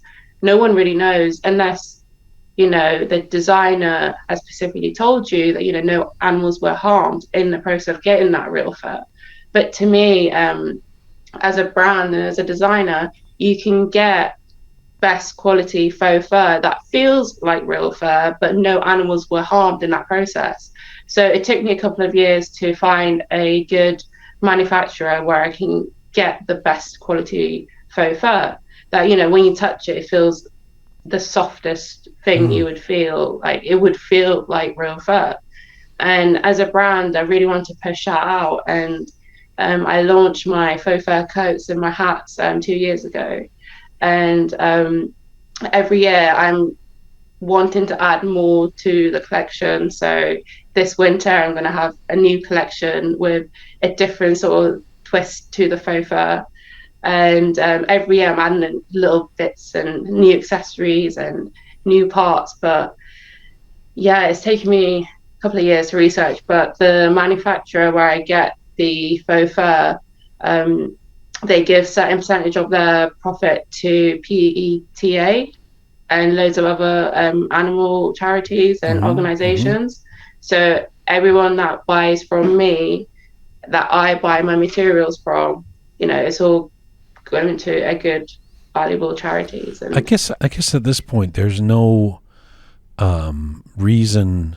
I mean, setting aside sort of First Nations folks who use all the parts of the animal, but I mean in contemporary and certainly in fast fashion, there's no reason for people to be wearing real fur anymore, right? No, not at all. No. But I guess people don't. I don't know. But to me, I love animals so much, and I want to push that faux fur over real fur to people, because if you get the finest quality, you don't have to wear real fur at all, and no animals need to be harmed in the process. Where do you find the finest quality faux fur? Is that something that's easy to find? No, it's quite difficult. It is very difficult. It's taken me a lot of sampling and a lot of research, and I've spoken to a lot of companies. I've gone to see a lot of companies. It is difficult to find good quality faux fur. Let me ask you about creativity, Alisa, since that seems to be the underlying subtext of our conversation, your creativity. Where did it come from? I mean, you're a kid from Tabriz. You came to England when you were 6. Do you come from a particularly creative Azeri family? Yes. I mean, on my dad's side, a lot of my aunts, they're all professional sewers. My mum did a lot of sewing back in Iran. She's very good on the machine. My sister, she's an interior designer and a jewelry designer. My dad, he does antiques and vintage business, but he's very creative as well. So it's in the DNA to a certain extent. When did you know that you wanted to be a designer? I mean, I know the story is that you were thinking about it since you were a kid. I mean, is there a moment you can channel from your childhood where you started like sketching out a dress or something? I think I was 5 years old. I was really, really young, and one day my mum found me and I had a needle and thread and I was sewing my tights together and my socks, and she was like, "What are you doing? How did you get a thread and needle? Why are you sewing this up together?" By the way, why were you sewing your socks together? I don't remember, but yeah. So no one taught you to do that. You just were you were a kid and you started sewing. I must have seen it somewhere and just grabbed the needle and. And why are you so?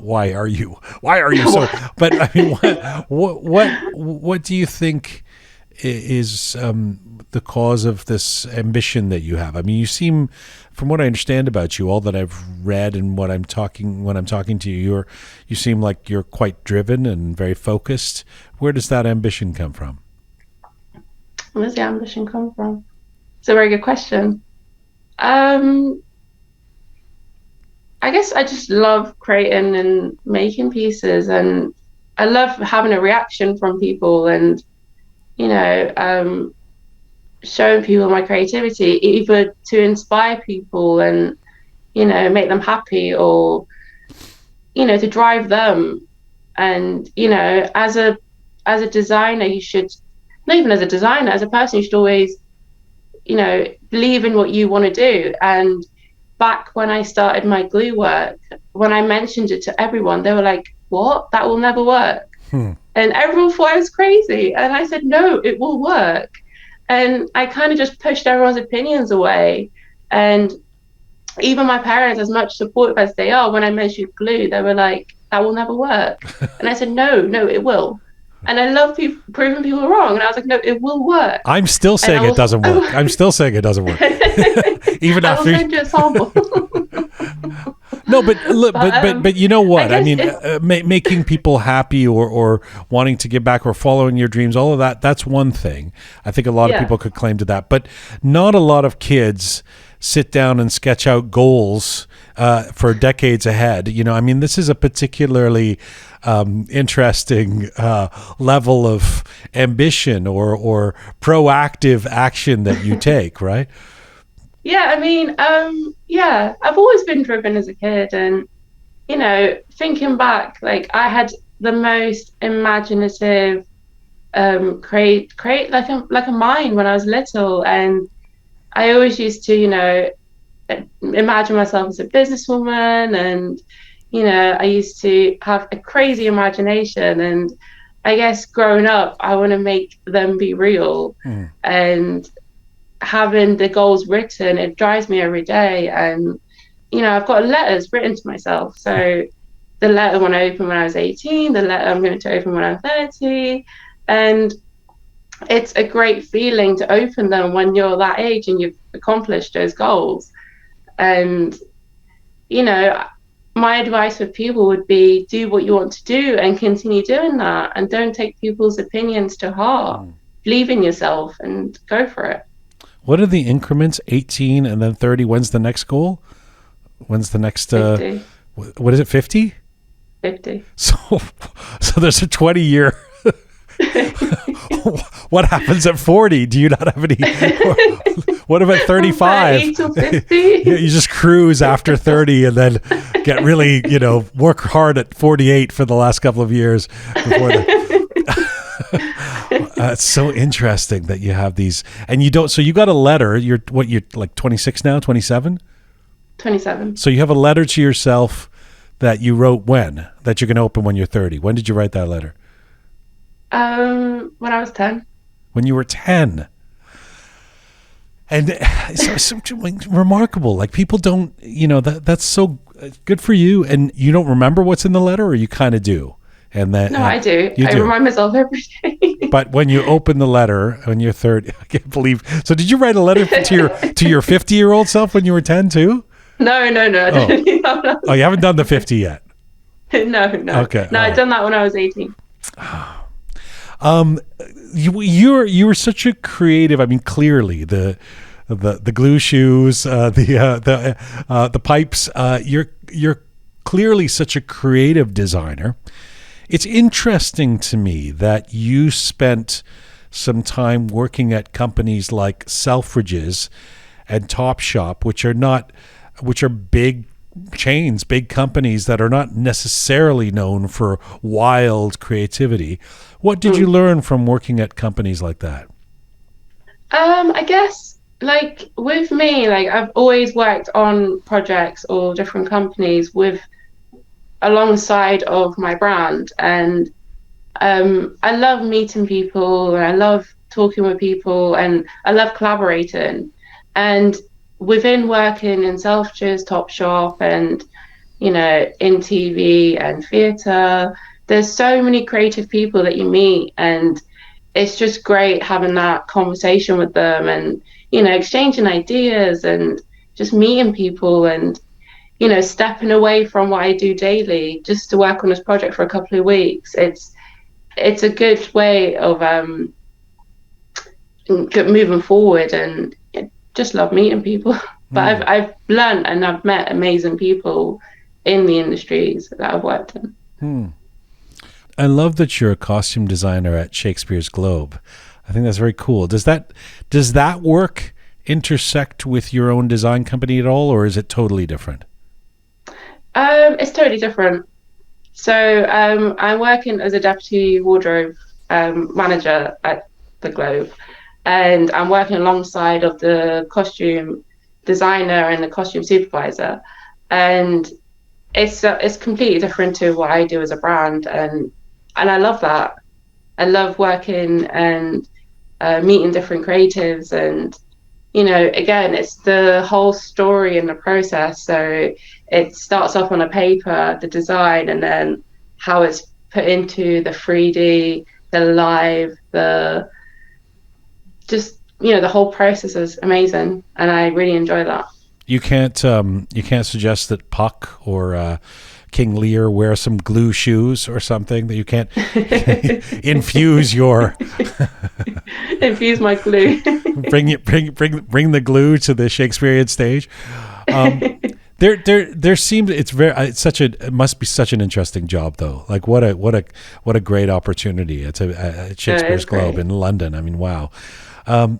There seems to be a trend towards infusing fashion with accents or elements that are indigenous to the designer. So we're seeing a lot of designers of Persian ancestry. In fact, I've interviewed a few of them in the diaspora that work in Persian motifs into their designs. Is that something that you would ever be interested in doing? Like some of your Azeri background expressing itself in your designs? No, absolutely. That would be amazing to put that into my work. I've got a lot of ideas in, the collections I want to produce in the upcoming years. I've already got them written down. I don't want to say too much, but yeah. Okay. All right. Well, where do you, before I let you go, where do you want to take the Vaseghi Design House? I mean, if you were to, without telling us what's in the envelope when you turn 30, if you were to, kind of give us your vision for where you would really, honestly, where you'd like this design house to go, where would it be? I would love to take it worldwide and make it known worldwide. I feel like you're going to do that. Feels sort of inevitable. Thank you so much for this. It's such a pleasure to get to talk to you. Congratulations on all the success.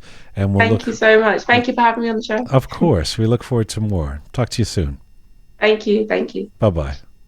Bye.